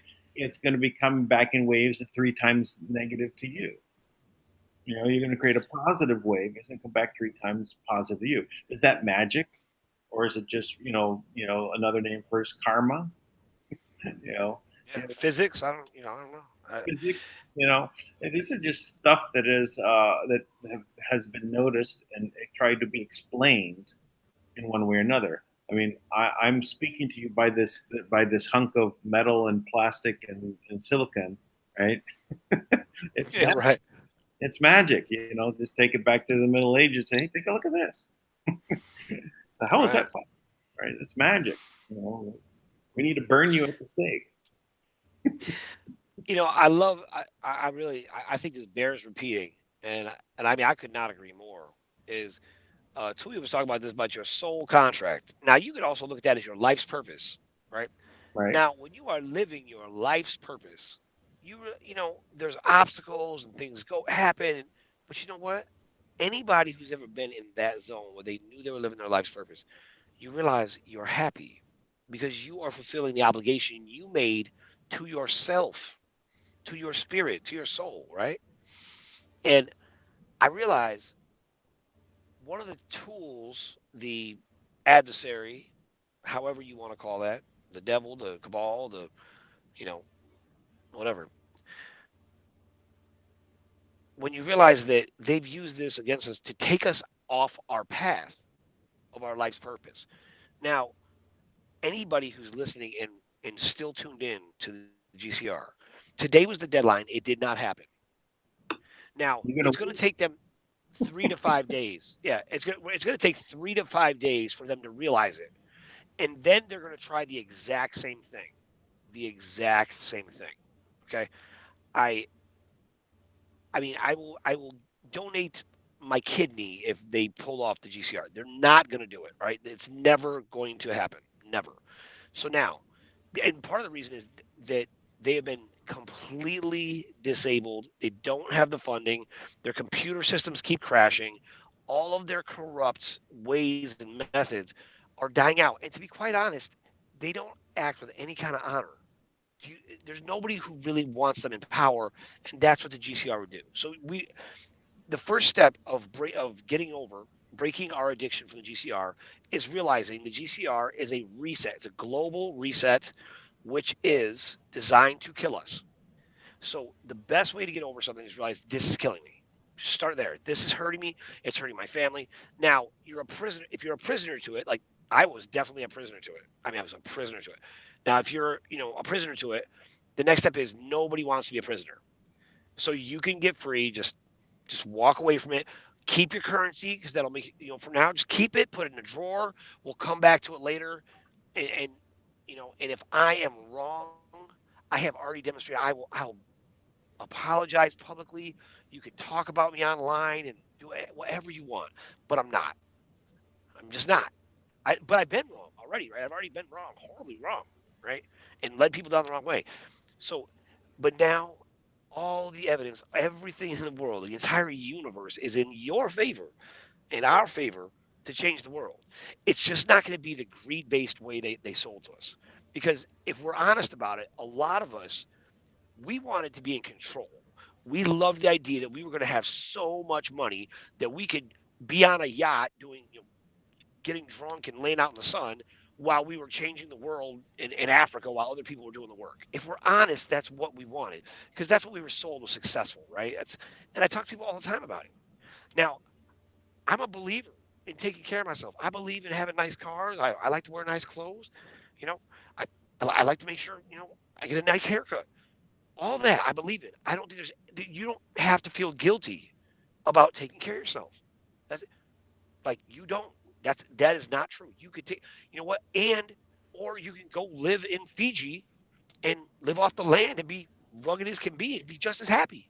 Yeah. And both of those can work. Both of those can work. So I'd like to interject a difference between being happy and having fun.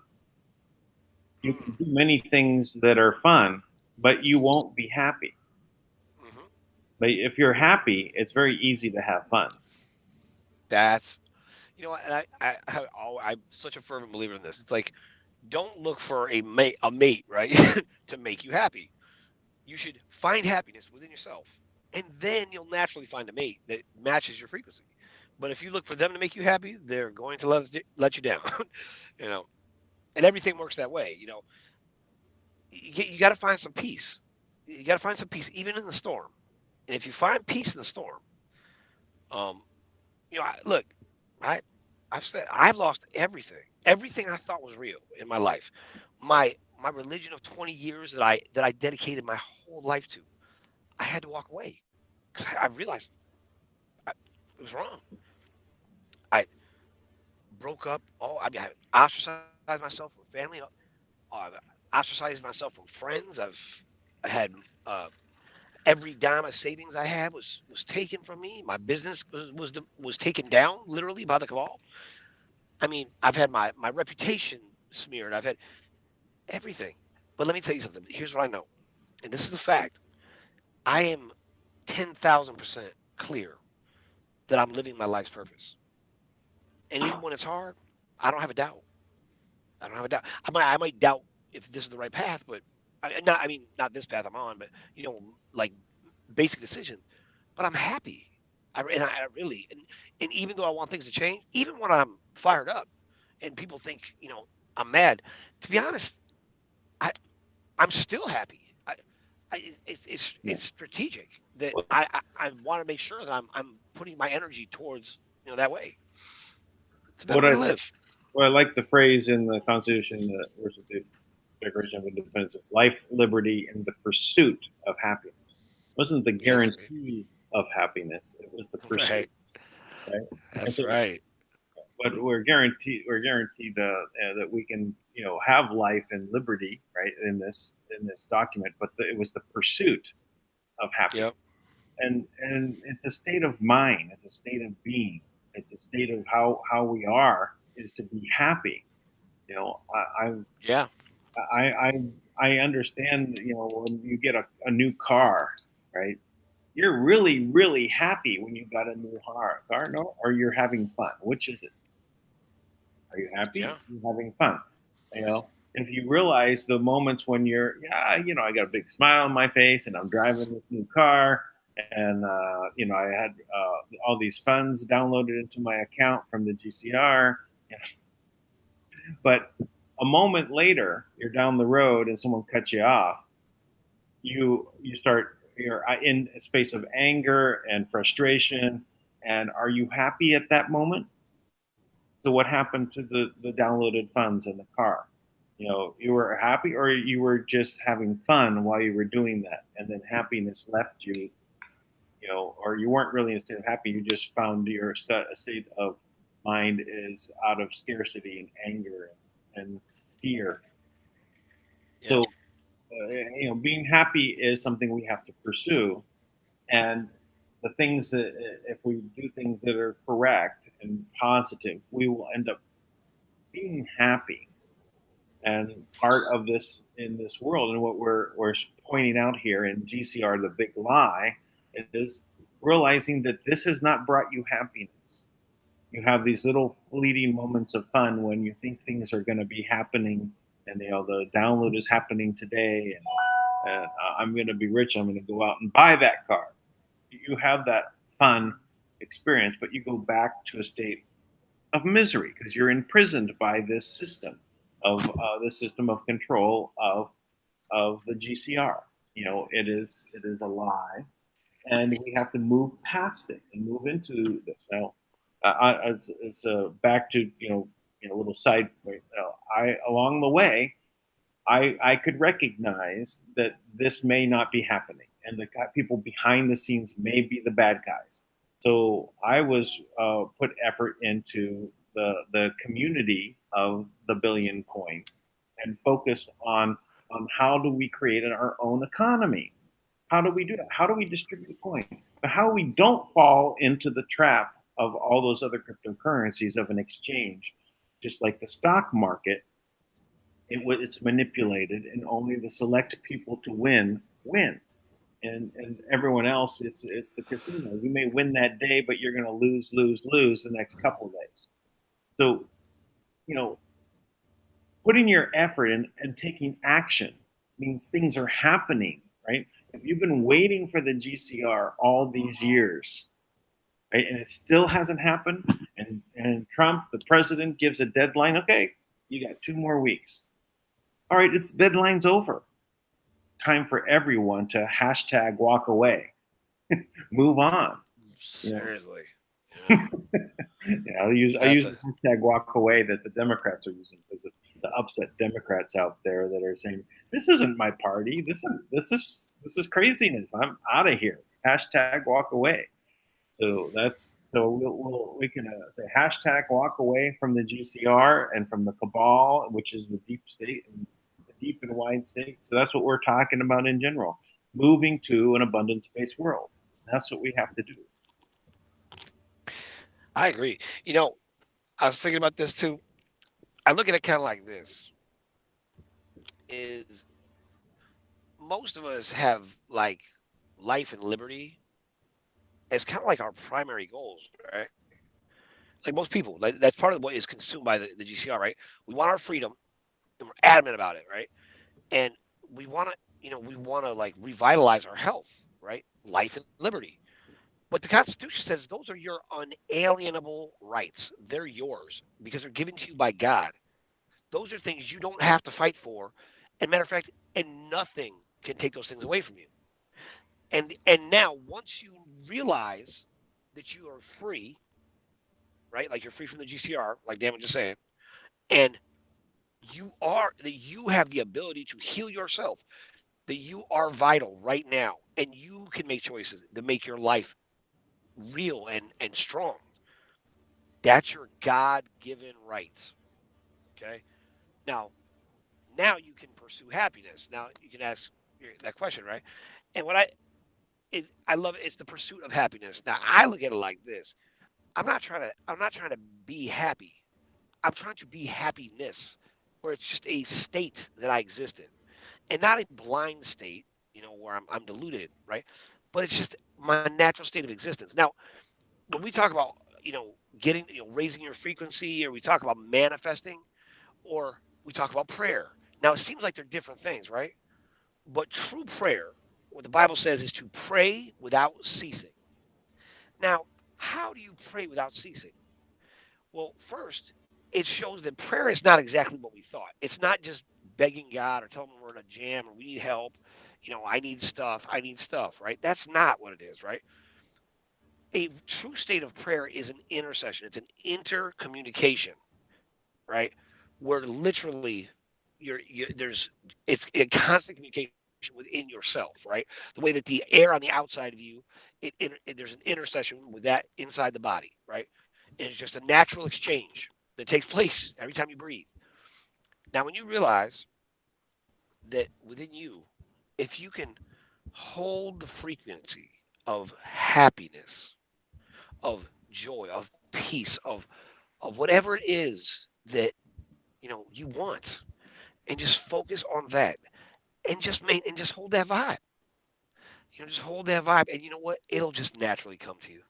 It'll just come to you.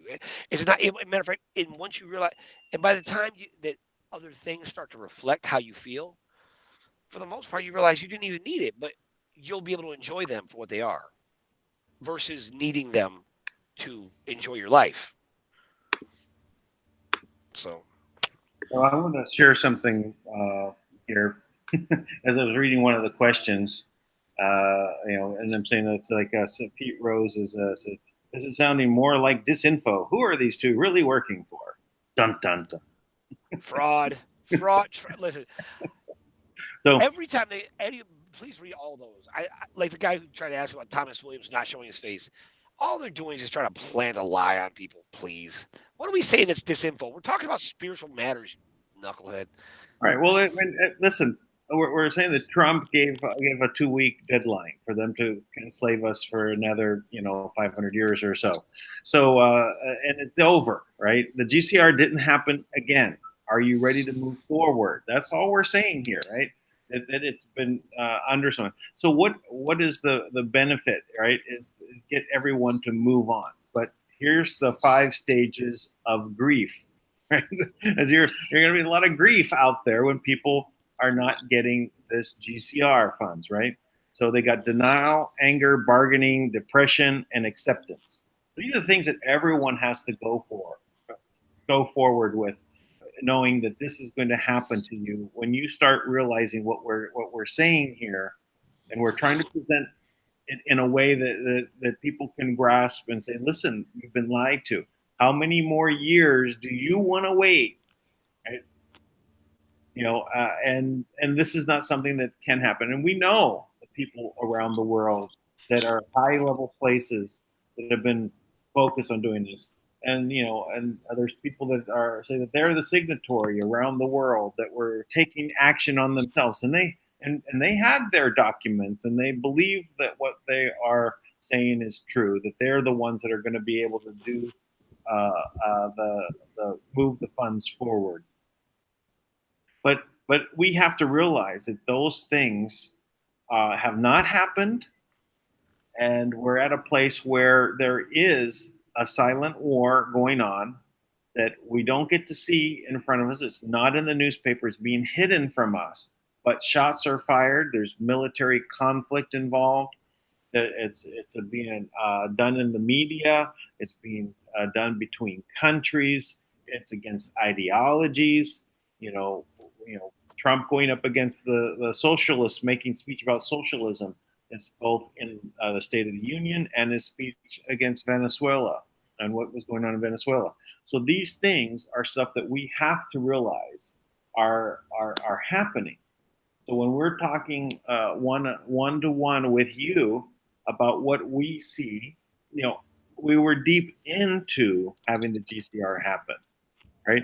It's we have to go through our own stages of denial, of understanding of what's been going on.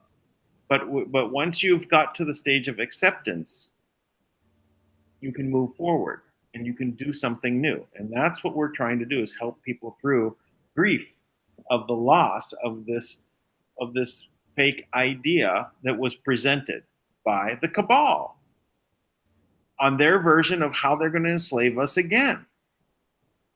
So all your positive things that you wanted to do, don't let those die. You can still do them. You can still do them. It's just we have to move past what they have set up for us and don't empower them, right? So the people that have these simple projects about doing something in their local neighborhood, these things are what help everybody. That's right. My favorite project anyone ever presented to me was this older lady down in New Orleans, just outside New Orleans, and all she wanted to do was buy a house, and she wanted to be able to make soup and sell soup out of her house. I'm like, that's the greatest project in the world. I mean, just because you can tell it would make her so happy. She had all these great recipes for soup. She wanted to make soup. Everybody loves her soup. She's never had the place to do it. I'm Well, like, that's easy. so It's great. here in the Philippines, what they want to do, to make it so that they don't have to work under contract, because I mean the poverty here is basically imposed by contract. Everyone only can work for these larger businesses under a 5-month contract, and they can't be renewed for a second until another 5 months is done. So they don't go back to work at the same place, but you have to skip 5 months. All these to bypass rules that were put in place, right, to allow people to move up and get higher salaries and things like that. No, they have to move to the next one, and it's by region. So okay, you can't get more than $7 per day working here, 12-hour day. So this is by contract. So to get out of that, all they want is a little bit of money to open up a store, right? To sell some candy to the local people, to sell ice, to sell little packages of cup of noodle soup, just enough so that if they were to do that every day, they can build their own business. These are the best people to empower to do things. There are micro loan programs that go on. These people pay back their loans because they know how important it was for them to get this little bit of money that got them started, right? And so it's not about them going off and taking a vacation and living on a yacht, right? They're going to go to work. So what's more valuable to society is the people that are going to start moving on those projects. If you got a project making soup out of your kitchen, that's wonderful, right? Sell the soup, right? And by the way, you can also go. In my personal opinion, it's also nothing wrong going on a yacht and going on vacation. That's okay. You know, I'll say this. One thing I'm not a fan of: the rich elites have enjoyed all the things this planet has to offer, while they force us to work in mines. You have the right to go enjoy this planet too. So you have the right to build a life for yourself and, you know, propose grant funding and then go live an exceptional life. And there's nothing wrong with that. Look where Dan lives. He lives in the Philippines. I mean, it's a beautiful every day, even though it's his work day, is still a beautiful place, right? Because he understands. He found a balance in his life to be, you know, I mean, like not everybody's done that, but there's nothing wrong with doing that. Because one thing I'm careful on. I can I don't want people to feel guilty about it. I don't want people to feel guilty about needing a break. But just know you're just not going to go live fat and blow money. That you're not going to have the GCR life. You know, like that. Listen, I've made a lot of money in my life, and it's been, anything I put my efforts to, I end up making money, and that's just what it is. It's not about the pursuit of money. All I was Mhm. doing was pursuit of what I saw in front of me as the goal, and there was always something behind what I wanted to do that was for a positive outcome for humanity. It was to create an alternative financial system, right? That it was based around privacy and ownership, not around slavery. And I got these ideas that that I've been working on my whole life, and I took effort, and I went in that direction to make those things happen. When I didn't plan on moving to the Philippines. It happened that I stayed here because of the GCR. I went. I had though I had already been somewhat living part time in the Philippines, because I was going to China for so many trips. Philippines was much closer. So I had a Yep. girlfriend in the Philippines, and I come to the Philippines, stay with my girlfriend, and then go back to China and work on the GCR, right? Working Yep. on these things. So I ended up living here, right? Not because it was a choice of hey, I'm gonna, or a plan, right? It was because it was the most expedient thing for me to participate in the GCR. Yep. I could have flown back and Mhm. forth to the United States, but this is a beautiful place here, and I'd already felt more energetic from eating the food here than when I'd go back to and always being hungry. You know, so there's a lot to be said for the Philippines on the good things, and they're wonderful people, but Yep. impoverished. That they Impoverished. have Yep. it is a another version of the cabal is here. It is the people of money that are here. These are dynasties. They're family dynasties. The oligarch that basically own everything, and you cannot rise up. You can participate at a certain level. You can get into the government. You can hold position, and that will give you something. But that would, if you were getting a good salary here in the Philippines, right? And you're in government, and you're gonna be looked at as a wealthy person here in the Philippines. You're getting up to where you're making maybe $2,000 a month, Wow. right? And you're Beautiful. you're going to be considered really wealthy here, right? Because you've got money. But it has nothing to do with the amount of wealth that actually is here in the Philippines. The natural resources, the food that's so bountiful around you, the fish, the mineral resources, right? The people, Right. as diligent people to go and get things done. They are good working when they are working under contract. They will follow through. But I could have lived anywhere in the world, and I made a lot of money when I was working on technology projects and things like that.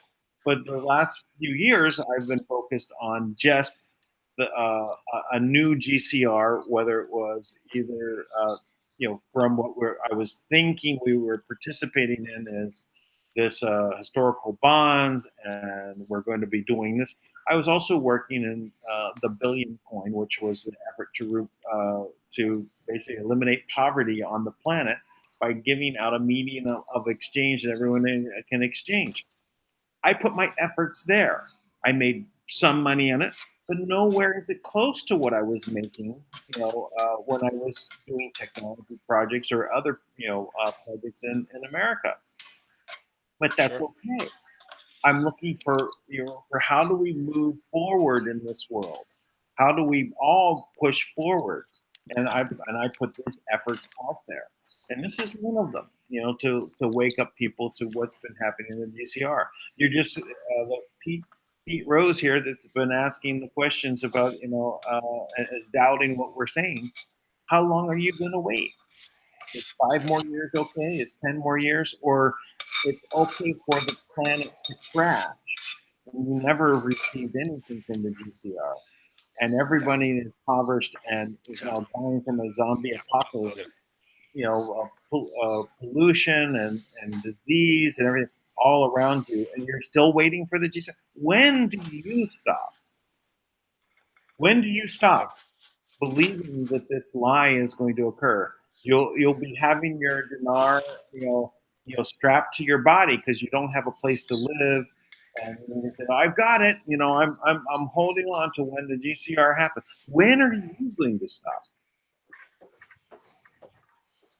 So this is the time. Trump has gave a deadline. Okay, it's done. Let it go.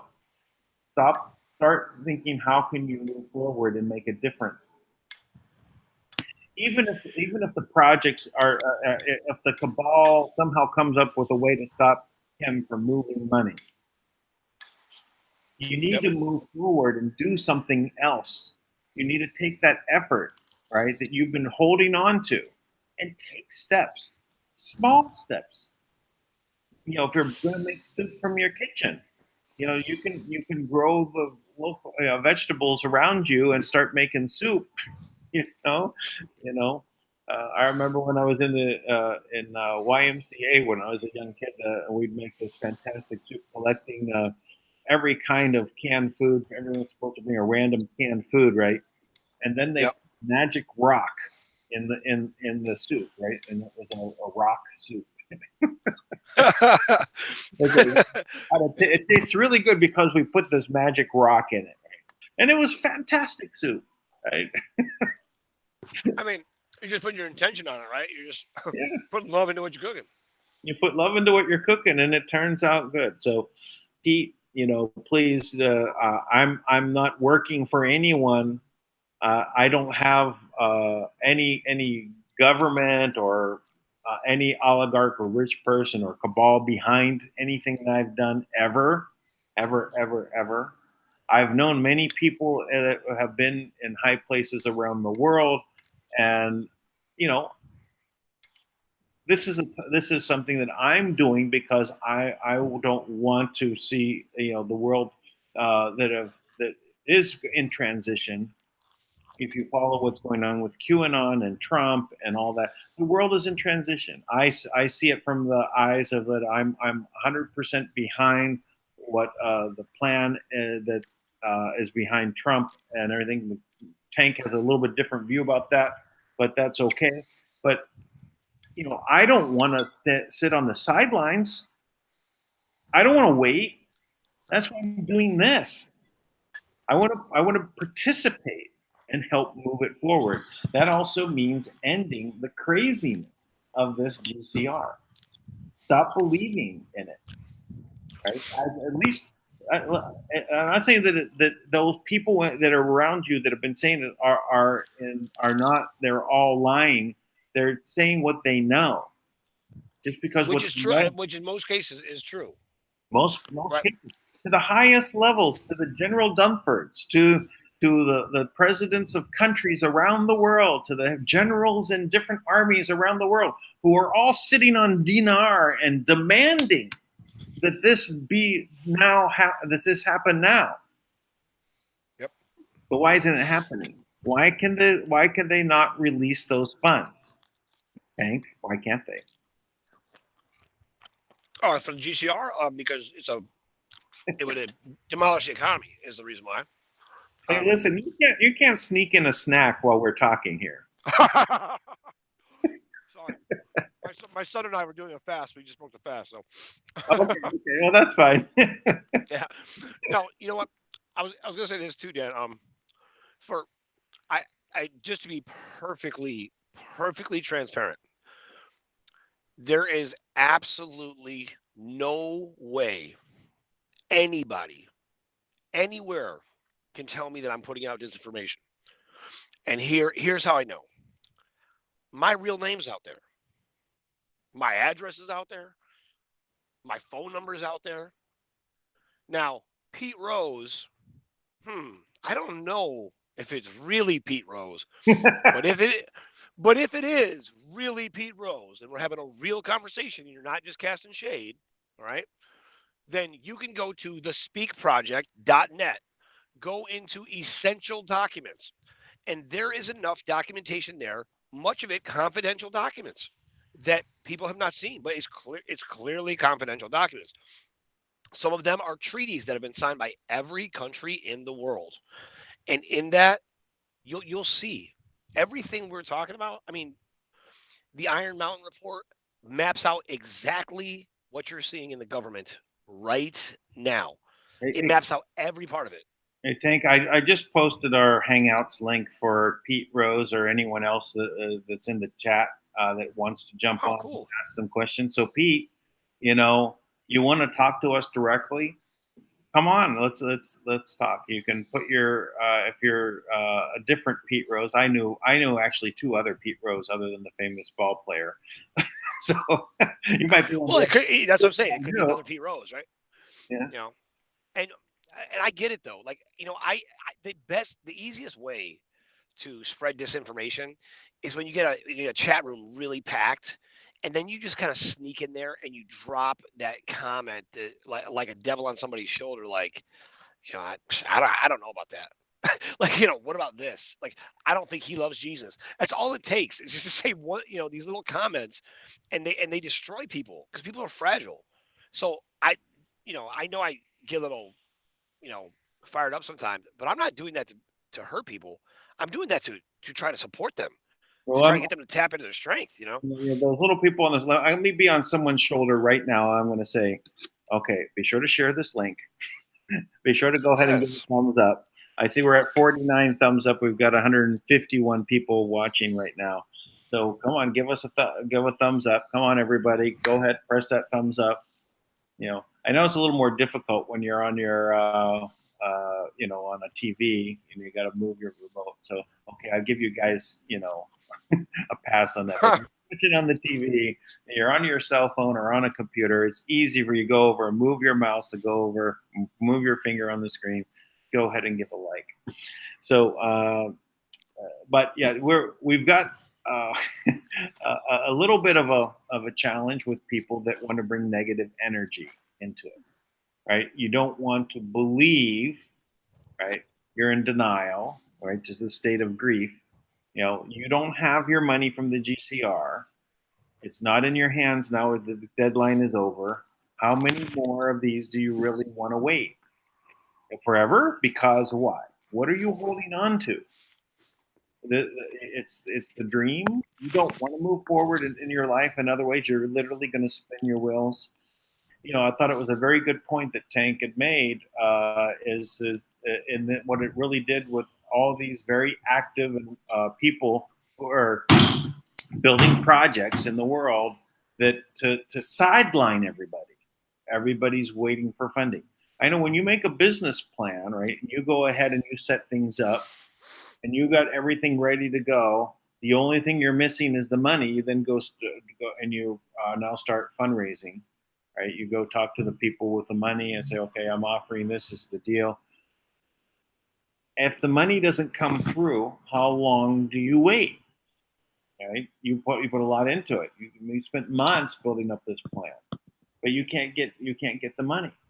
How long are you going to wait? This is the situation where now we're in waiting years for mythical transaction to occur when there is a hidden agenda behind it. Number one, I Yeah. always believe that there may be a problem with it, with the people, the rulers of the planet are really going to allow this to happen. I had to believe that the white hats were winning, and that when they won, that the cabal has no one. And the way that I had talked this out with my partner is that we have the banking regulation around the world, trusting in the system, right?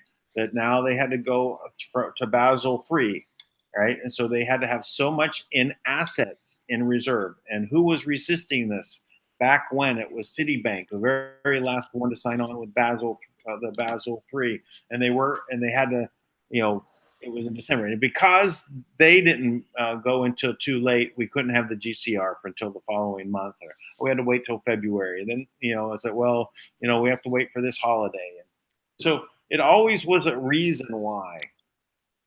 But behind the scenes, we had the validation of these people that said, you know, the banking system is changing. They're arresting bankers around the world. There's suicides of so all of this stuff we could look at and see these things were happening. So it's real. It's real. It's real. But really, who was behind it? Are we in a psyop? And that's what it turned out to be. And again, the people that are in that are high places that we believed in, and that descended and propagated throughout. They also believe, because they want to believe, that the garage filled with dinar, that they moved their cars out of the garage so they can stack their dinar, was going to be worth something, and they're going to be so wealthy. But they're also participating in this program. They're also, it will have a very big pill to swallow of denial that they're going to have to go through. So, but now what we have though is Manna World Holding Trust moving funds and into Trump's hands, and those things have been verified. Maybe not. It's not easy to get verification. Maybe you don't have the ability to find out, right, from someone who may know. But for those contacts that can check and find out that the Treasury received funds, you know, you can check to see that money is moving into the hands of banks for humanitarian projects. But where are you going to be at when everything has moved forward? Are you still going to be holding on to your dinar? Are you still going to be waiting, thinking now that everything on this side of the game is the lie? You're still going to hold on to it. Ask yourself the question: how long are you going to hold on to this GCR? What's going to make you give it up? Trump gave a 14-day, 2-week time frame for them to complete it, and he's then going to go with Manna. Now, I think that's a strategic move. It's a way to wake up people within the government and say, listen, they had 14 days to do it. They didn't do it. It's the 15th, still not done. I'm not waiting till Monday. Trump's not waiting till Monday. So we're going to move forward now. So come on, let's get going. You can I'll get tell it. you what. Another thing. Now, I'm in full support of Trump. And I got to be honest. After listening to Tui, talk about this, I really do feel like we kind of jumped into the high. Not kind of. I feel very confident we jumped into the highest timeline, and I feel because there's a couple things that I know are in place, on the trust side, that suddenly can changed. And there was no need. Like that would we could have gotten money in, but you know what? We wouldn't have had this a much broader scope, which is what I think she accomplished, right? And where it's money will be able to move freely, and ultimately we have real control, or the people are in control of the money they have. Now that never would have happened with the GCR in any version of it. It never would have happened. And in the version that anybody can go look at, that is that traces back to OMD and Swiss Indo, all the same. It's the same characters. Eventually, this came across. It's all Yeah, mapped out there. You the see the Chinese option. elders, the benevolent Chinese elders, are behind it, or Indonesian elders in regard to Swiss Indo, right? Well, yeah. So the Indonesian and Malaysian elders were together. They were the ones who were supposed to be the real benevolent ones. The Chinese elders are kind of more out in front, right? And they were the ones kind of taking credit for things. But I mean, this is what the GCR people said. And the Chinese elders are going to take the RV money, which is going to be a larger, the bigger rates. And then when the currencies would reset, the Malaysian elders were the ones who set up, so everybody would be taken care of, and they were so benevolent. They live in huts and they eat twigs, and they're saints of the earth, right? But and hey, and I'm sure there are wonderful, wonderful Malaysian elders somewhere. I'm just saying, not the ones that are in the dragon families who want to be in control. At the end of the day, I want to add something to that. My wife often cooks a chicken soup that has twigs in it. I just want to let you it's know amazing. It's delicious. Look at you, aren't you? See, you must be benevolent too. It's amazing. Must be the key. So, but no, I just laugh. I always laugh because people don't. Like Madame Wu, like the alleged, this character Madame Wu who came to, owns Wells Fargo or whatever. There's 7 different versions of Madame Wu, and all of them are actors, right? So now, if that's possible, if Alexandria Cortez, she was made a politician on a casting call, right? She's an actress. She doesn't have a clue what she's talking. Now that seems so contrary to us, but then we talk about Hollywood, and Hollywood's all wrapped into it. Well, if you're against Alexander Cortez, then you must be a racist, misogynist. misogynist. Yeah, yeah. So because you're saying that she's not, she's an actress, and you must be against actresses also. You're right. I'm an anti-actress. No, I'm not. I really actually like actors, that are very, very good at being Americans that run for president and win, like Ronald Reagan. Actually, me too. Yeah. But So, but this is the thing that is important with people that are truly raised in the order, right? And we call the cabal the deep state, but it is the order, right? It's bloodline families that have been raised to believe they are better. They're exposed to things that we don't even know exist. They're trained from the time they're very young. They're often molested, raped, beaten. They trade their children, and they reward behavior that we would teach our children not to do. They reward them for hurting each other to get ahead. Now that is a fact. That is true. well, this idea of the red shoes, right? That they wear red shoes. What does that mean? Well, their feet were beaten. Right? Oh, Right? They were. I never heard that. They were bloody feet, right? Oh my gosh, and they were tortured, right? that's awful. I never heard that. And that's a representation. No, I only heard that one time, right?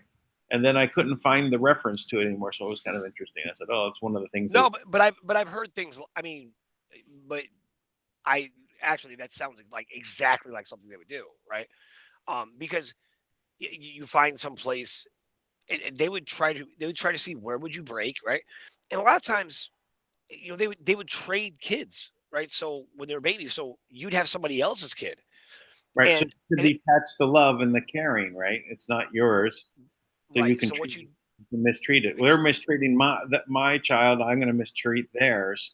So it's all about breaking down care. Even in the Bohemian Grove, they sacrifice the baby called care, right? Supposed to care for one another. This is yeah. how opposite it is. And just think about how much of the whole world that has been presented to us is a fiction. The news is a fiction. The people in the government are there for our benefit is a fiction. All the systems of control, everything's in the movies, and has all been orchestrated to create this fake world. And once we start waking up, right, and it's a slow process to wake up, the GCR is just as much as part of one of those systems of control is to sideline all the intelligent people that had plans for projects so that you don't get to do them, right? And Well, you also destroy. you don't make any noise about it. What they do is they've created sociopaths or psychopaths, and I mean that very literally. I'm not calling names, right? That's what they did. So if you've ever read into like a serial killer, right? Serial killers generally are sociopathic and or psychopathic, and what they're doing is they don't understand human emotion because they don't have them, right? They for whatever reason they don't have them. So what they do is they learn to act like other people. So they see how people act when they're upset. So when they want to portray that they're upset, they act upset or they act happy, right? But usually they're just experimenting. right? They're experimenting to see how people respond to them. And when they're really skilled, they develop this great skill of presenting themselves that way. And that's how like John Wayne Gacy was able to just deceive kids, right? And convince them he was such a nice, friendly guy, right? And he would convince them to come in and get drunk. And next thing you know, he put handcuffs on him and everything about him would change. He'd go back to who he really was, right? And he was just trying to find ways to stimulate himself however he could, which was horrible, right? Now that's what happens when you do horrible things, even against your will. Enough times, it changes who you are. Now this happens a lot of times to soldiers. A lot of what post-traumatic stress disorder is exacerbated by is because soldiers go and they're in situations where they're following orders and they're doing things that they would not normally do. They wouldn't want to do. They're in a horrible situation where they're marching through wherever and you know they're they're loaded up on various drugs and they come back and what do? They give them antipsychotics, right? And they have them relive their worst memories in therapy. And that's pretty much it. Hmm. You know, like they don't give them a That's regimented torture. fitness schedule or diet you know or jobs, and they just throw them back into a completely free world. A lot of these guys like came out of high school like 18. They've been in the service for 6-10 years, and that for most people is a hard adjustment. And they do that on purpose. They want people to come back damaged. They're trying to damage the psyche. They're trying to So split compartmentalized people, and then they can operate on different levels, and they can be triggered to do certain things with trigger words, that's right. So, I'm going to, go. There's a question here by Angela Demanian. Says, Tank, what's going to stop the evil ones from stealing the money back from the people? What's going to stop the evil ones from stealing money back from people? You are. First of all, we've Me? already put these How things. did I do that? It's you, Dan. No, Angela's going to. All of us are going to. Here's how. Kim's already given us the basics, right? Here are the basic principles, right? Here's the money. She's locked them out. She's diminished them, so they are less. I mean, they're so diminished. They've never been this beaten down. So they're going to be frantic. They're going to be obvious. They're going to be desperate. They're going to be everything we have been when we were desperate to make money because we had to pay bills or whatever. They're going to be all those things. Now, in reality, what we have to do is we're going to, or in addition to that, let me say, we're going to build everything from the ground up. We're going to make sure that we own the mine, right? So I'm telling you, we'll do exactly this. If there's someone who has a mine for the product, we're going to make sure the person who owns that mine isn't someone who lives in like another country and owns 100 mines. We'll make sure the person from that town, they own that mine. And and that's the mine we'll use. And we'll make sure that the manufacturer who takes that product or the refinery, that it's a group of people who live in that town, who are from that area, who are regular people, not people who own 100 of them, right? Not people that are investing in franchises so they can dominate the world like a game of Risk. We're going to literally empower people. We're going to go into countries, right? Like Dan's in the Philippines, right? And he's got people with projects all over. And you know what I say all the time? Everybody I talk to. Okay, so how do we make sure that when that project finishes, or first of all, that we're employing the people of that area the whole time. So now we're taking people in that area who are now working together on something they're a part of. And when they're done, they're going to get ownership of it. They'll have it. And you know what? You know what their debt will be? Zero. How do we take them down? Just like that. We repeat that 100 million times, billions of times, over and over and over and over again.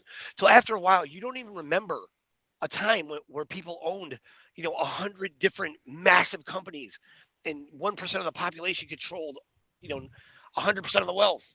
You won't even remember it, but it all comes up to you standing up and realizing it's on you to do it. And because that's the reality. You don't change this in one massive blow when somebody else is doing it for you. Galactic spaceships sweep in, while we're sitting around and going, "Oh, thank God for the Galactics." You're not waiting for Jesus to come back on a cloud. Jesus came back in the form of the Holy Spirit in you. So what do you think that was for? The Apostle Paul said this. For all the Christians, I know as soon as I start talking about Galactics, they're like, "Uh-oh, they're tuning out." Look, the Apostle Paul, he came to them and said, "Look," he said, "What know ye not that ye are the temple of the Holy Spirit that is in you?" Now, misinterpret that for me. How could you? There's no way. He's saying your body is the house where God lives. You're looking for a kingdom. The kingdom is where the king lives. It's the king's domain. You are the kingdom. Remember what Tui said? I know some people heard that, was like, it was crazy. It was too far out there for him. Tui said, you are the earth. What is the earth? The earth is the domain of the kings. Your body is the domain of the king. And once you realize that, you'll stop acting like a damn slave. All of us need to stop acting that way. We just need to own it. Stop being afraid. Speak out. Go make noise wherever you have to. Because and get people together. And we don't need 1,000 different groups. The reason why I'm giving you one is because if you could just buy into one, if everybody bought into the same one, and I'm not trying to control anybody. It's a group of people that are creators, individual, separate, different personalities, different religions, different countries, different ideas, different ways of doing things, better ways of doing things. Here's what we want to agree on. We're going to have a core set. Do no harm. Put love first. Love. You're going to have to love one another. You're going to have to. You're going to have to look at the incredible, amazing, beautiful qualities of people, and you're going to have to appreciate them. And you're going to have to realize that there's lots of things they do you don't like, and that you do not agree with, and you can still love them and let them be themselves, and you can be yourself. And you know what that means? Now you have a massive organization of people that are free, because we're not going to make any more rules. We're not going to add to it. Do no harm, love one another. It's simple. Now if you do that, can't lose. All right, we've got some more questions. I'm gonna read like 4 questions in a row, all from the same. It's a Carolan. I'm gonna read all 4 of them. Okay, how's Trump going to make the switch?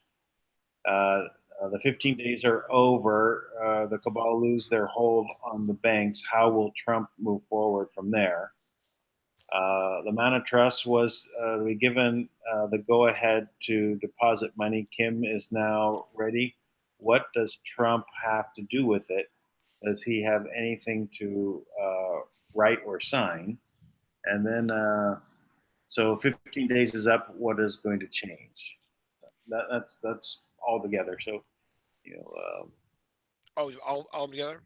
yeah, that's it. Well, there's a sovereignty agreement that he has, but there is a process that has to take place for him to actually accept that sovereignty and essentially dissolve the corporation. And in so doing, accepting the sovereignty as the representative for the Republic of the United States, he then, in that one fell swoop, he reinstates the Republic of the United States. And all the funds and what happens is Washington, D.C., the land will be returned to the Republic. The debt owed by the United States to the Federal Reserve is completely expunged, and all of the assets held in the trust by the Federal Reserve are returned to the United States. Okay. I mean, So, to start. Well, let me just a little thing that crossed my mind while we're saying, I don't know about little, but if the USA Inc. is dissolved, wouldn't it also be that all of the statutes and the rules that would have been put on top of everything is also then no longer in existence? Well, I'm not sure how. I think that's part of the process. They have reached out to Kim for a couple different things like that, right? So that's why, for the first time, the IRS, the proposal to abolish the IRS, it's like, whatever that is, the IRS 2405, whatever. Kim actually she did the math for them to show them how it would work, right? And she designed the whole thing to show them exactly how that would take place. And she demonstrated and she built it for them so they could see this is how it works, right? Because she controls the financial side of it, and that's where it would have to, you need her support kind of to do it. So it really came down to a 10% sales tax and stopping the militarized industrial complex because they overcharge for everything and then they take their cut. Now, if you stop letting them take their cut, all of a sudden we are abundant, we are prosperous, Yeah. because there's plenty of money. It's that these guys always steal 80% of everything that is. Well, they started at 80% and moved it up to 99.99%. That's correct. Yeah. So that's one way. And so there's a lot of bills like that. A lot of the things that were put in place are in agreement with the fabricated Constitution, not the real Constitution. So everything should go back to the original Constitution, minus certain things which are just not appropriate. Pretending like slaves. We're not going to like reinstitute slavery, or women are still going to be allowed to vote and things like that. It's not going to be nonsense like that. I'm just not sure exactly the process because they're so slow in the way they move. It's hard to say. Well, we also have a different amendment to the Constitution, the 13th Amendment, which was the one prior to, which was under the Republic, and then when they instituted this new, USA Inc., they put a different one in its place, which was about the slavery, right? The Slavery Amendment. So there was one that was before that, which was the Titles of Nobility Act. And so they basically eliminated the ability for any, title of nobility holding an office in the government. That also meant attorneys. And so Yep. that would also mean that everyone who was an attorney right now, which is 99% of everyone in Congress, would no longer effectively be able to be in Congress. They would all be null and void. Well, this is where it got a little confusing for me too. But when Paul Ryan, you remember when Paul Ryan became the Speaker of the House? Right. And I never seen anyone do this. Every single member of Congress, he said, if they don't unanimously agree that I'm the Speaker of the House, I won't take it. It didn't even make sense. Like, what are you doing that for? But at the same time, you had about 56 congressmen step down because they were given an option back then to, if you want to stay and be part of the Republic, that you are going to have to give up your your attorney license, whatever, the bar. Yeah. So then, I did not know that. That makes sense now. yeah. But now here's where it got convoluted. See, because this is when the factions were kind of starting to break. You had Dunford, who was loyal to the Jesuit military, but no one knew that, and the Jesuits wanted him in place as the president. And then you had Paul Ryan, who, I think he was loyal to the Republic. He just didn't realize the Republic was the Rothschilds and it was, it was corrupted. And I don't think Paul Ryan was a bad guy. I think he might have got caught up in some stuff though. But I think again, he's one of those guys who started out on a very solid path, and then he got deceived by Obama, and he became his kind of lackey. So he ended up being loyal to the cabal. But so there was kind of a split there, and so they lost power by doing that because there was never a clear path on who's going to be the president, right? And then because if they would have had one, they might have tried to pull it off sooner, before, Right. before Duke melted away. Yeah. Well, I've heard all those same things back at that time with the GCR, and it was Paul Ryan is now the president, Dunford is now the president, and okay. Well, no, but I'll tell you what, Paul Ryan had a public press conference that should go down in history, but no one ever even talks about it. When he was a speaker for less than a year, he had a press conference, and he got up and he had this press conference, and he said, "We are going to get rid of and stop the unelected bureaucrats in Washington, D.C. who make the laws, get the laws passed, and enforce the laws. Now, it was such a powerful statement. He outed the whole cabal because what are you talking about? There's unelected bureaucrats that make the laws. I mean, that's very specific, right? You're Right. making the laws. That's Congress, but Congress didn't do that. And then they're the ones who vote on the laws, and then they're the ones that execute the law. So either Congress is a body of unelected bureaucrats, or there's unelected bureaucrats that control Congress. Either way, he was saying, I'm going after the cabal. Well, So it's he like, said that. like nobody knows who wrote Obamacare. It just appeared, right? This massive, legislation. Where'd it come from? Who worked 800-page on it? socialist, mission statement. Yeah. Okay, so this think tank, right, comes up with this, and they put it out there. So who hired the think tank to build this? So it's not Congress coming up with a plan.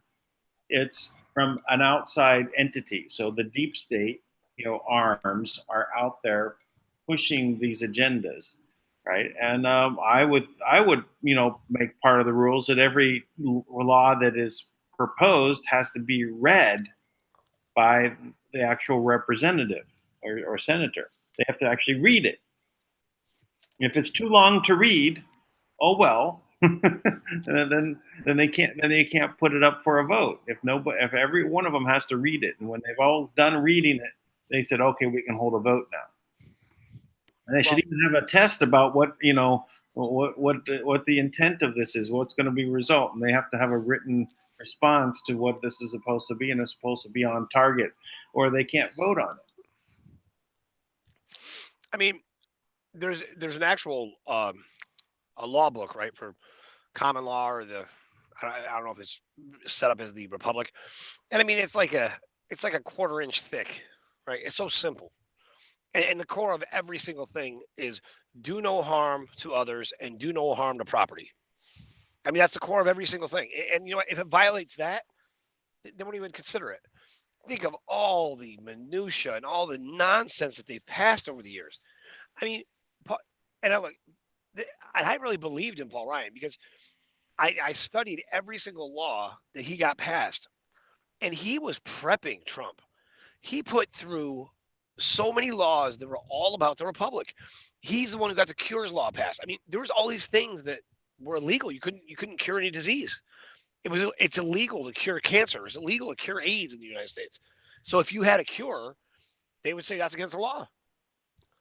He got that, like, I think it's called, like giving a shot law or something like that. But he got a bunch of things like that passed, but they went through Congress, and I don't even know what happened to him after that. Because I mean, very few of them got. I mean, President Trump just got the bill passed. He just signed off on the law that basically said that people that have been incarcerated for nonviolent crimes and given excessive sentences can get out. And I mean, that's a huge thing. I mean, I know a guy who's in prison right now for his first time drug charge. One drug charge ever. Never had a criminal record. Used to run old folks' homes and like had a glowing report from all his people. I mean, he was like, gave all his money away. Just such a good guy. And like somebody gave him a package. He drove it out to Pennsylvania. He's in jail for 30 years. Yeah, excessive. So things take time. With Paul Ryan, I really, I floated back and forth about, is he a good guy or a bad guy, especially in, at the time I was thinking, the GCR he's good, he's bad, and I heard all sorts of things. He was, why made him a bad guy. And then, he doesn't run for office again. He's giving up his speakership and all that. It's like, why? What was it that they have on him? And is he, if he's leaving with all these other resignations, he must be a bad guy. I don't think so. I mean, no, I'm not. He might be. He might have messed up along the way, but personally, I wouldn't make that assumption about anybody because Sure. I can imagine being in Washington D.C. and it's and you're from Wisconsin and like you're from, Badger country where you're out in the woods and hunting and, you're used to everybody loves the same person, stays married and raises their kids themselves. Now you're in this Sodom and Gomorrah in Washington, D.C., and you're trying to get something done. And it seems like every time you turn around, you're getting your face smashed in or blackmailed or threatened. Who wants to be Yeah, there? they can also forcibly, knock you out with something at a party, and then put you naked in the bed with people, and then all of a sudden you're doing all sorts of things. And that many times they used to grab Navy SEALs who were like would not do their bidding and drug them up, put them in a bury them in a coffin 3 feet deep and with a light on and cover them with dead naked kids. That's a very specific thing, but that is actually what I know happened. That's terrifying. And it had to break out of the box, and the whole thing was on videotape, and they were making bets on it to see if he'd get out, because that's the kind of stuff they do. Yep. Yeah. All right. Well, let's see. What we're at our 2 hour mark right now. So, or no, 3 hour mark. Oh my goodness. It's like how did that third hour sneak in? All right, so we're at our 3 hour mark. We can close it on unless there's someone that wants to come on. I'll post the link one more time if someone's ready to jump on. Either speak now or hold your peace until tomorrow. We'll go from there. Let's see. Let's see. Any more questions here? Well, there's a lot of stuff all over the place. It'll open up a very big topic. So the Fed in total panic. Lucid Dreamer. I guess they're talking about on Lucid Dreamer. Yeah, It's Thomas's report. I mean, that's accurate. The Fed is in total panic. They're went to Congress, tried to take their retirement, but they're we went out. Off. Can you give us our retirement? Wait a minute. You guys are in the Fed. Can't you just print some money, put it in your pockets? Yeah. Right. Like when the guys who make the money come to you for money, it's like your plumber comes out and goes, "Hey, what do you think of this? What should I do?" Like, fix my plumbing, dude. Aren't you the one? Well, we are in that place right now. I think we should hear, that on Monday, Tuesday, that the GCR has been extended. I'm going to guess to like after a particular holiday. What's coming up, right? After Easter. Okay. That's it. After Easter, the GCR will happen, or before Easter. Right? It'll be coinciding with the stars. So what? I'll give you a good one. They're gonna try to flip it and say This should be a game. This should be a bet. Okay, here we can bet on this. This will be great. The one I'm expecting to come, because what they always try to do is they always try to take something that's really happening, and they try to make it something else, right? So I think, because I'm certain that the people are going to be funded before the government, right? And so Kim brings in money to the people, at any minute, literally, it could be at any minute, right? And it's just, it'll be modest. It'll be modest money, but it'll be enough that it's like real and people know, and we'll start, putting out relief funds and stuff like that. Not in mass quantities, but just to, the people that have already registered. And then it'll grow over time. But as soon as that money goes out, I bet you they say Manna World Holding Trust funded the RV, and just to try to create more chaos. That'll be their next one. Yeah, but that's not the case. They're not funding the RV. There's no zero chance. If you hear that, by the way, that is an absolute lie. But it wouldn't surprise me if they came up with some great corruption story too. I mean, this could be a great. This is what we have that show about. So taking the news. So the news for next week, right, is going to be all about not quite the declassification of the FISA warrants, but it's going to be about the reports and some indictments, and the focus being. So they're going to say, there's too much turmoil from this. We're going to have to wait for the GCR for this because the government's now engaged with all these things. And Ruth Bader Ginsburg is dead now, and we have to have a funeral. Yeah, they're gonna say the deep state infiltrated on a subcore. You know, it's too bad. Joseph was great at this. He had the best stories. I mean, he got just the deepest, great imagination he had. You know, the whole Dinar community really missed out when he stopped putting stuff out. Yeah. Yeah, but you know what? We'll do that tomorrow night. I will come up with some great stories, and we'll figure out what the next excuse is going to be. It'll definitely have to do with the new quantum system. It detected evil within the system and was able to shut it down. Or like it'll turn it around on the people. It's the people's fault because their frequency isn't high enough. Their collective frequency isn't high enough. Or, you know, all the nonsense. All right. It's, whatever it is, we know that there'll be excuses. There'll be reasons why it didn't happen, or that it has happened and only certain people have their money. Watch that. That'll probably be definitely one of them. Oh yeah, some people got their money. Some. Oh, that's what's coming next. The selective character exchange. They always look for ways to put it back on the people, right? So we feel bad like we did something wrong. All right. You did. Well, I think that this is a good place to end this for today. Yep. You know, we're in our 3-hour window. So good. Let's end it. We'll be back tomorrow. Again, please like this, share this, and leave positive comments down below and participate with our efforts to get this word out. Please copy and paste the link in your social media. Copy and paste your link.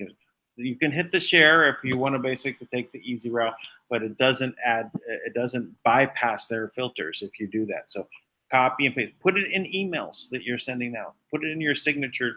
The channel. These people say, what is this? Get the conversation going, have the conversation about this, and let's stop focusing on what's not working. Let's focus on what is going to work. Sharing this video, copy and paste, give a like, subscribe. Subscribe. Yeah. Okay. Give those likes. Come on, we're 146. Where are we at right now? How many likes? 81. Well, that's good. We got 30 of those people that going and giving our likes. Come on, give a like. We'll have we're doing about 2,000 people a day are seeing these or for the next 48 hours we get 2,000 people watching. Let's see if we can get these numbers up to where we get 10,000, 20,000, 100,000, a million people understanding we're ready to move forward. Yeah. And I'm gonna just FYI, I have a highlighted video of the call the other night of just Tui talking that I'm gonna put out, and Dan and I will both put it out on our respective YouTube channels. You know, just it'll be smaller and easier for people to handle. Yeah, that's wonderful. All right, and thank you, lady, for coming in and putting your feet up and your sights on the horizon. So, and we'll catch everybody tomorrow on T-3 and counting. You are very welcome. All right, bye-bye, everybody. Bye. Bye.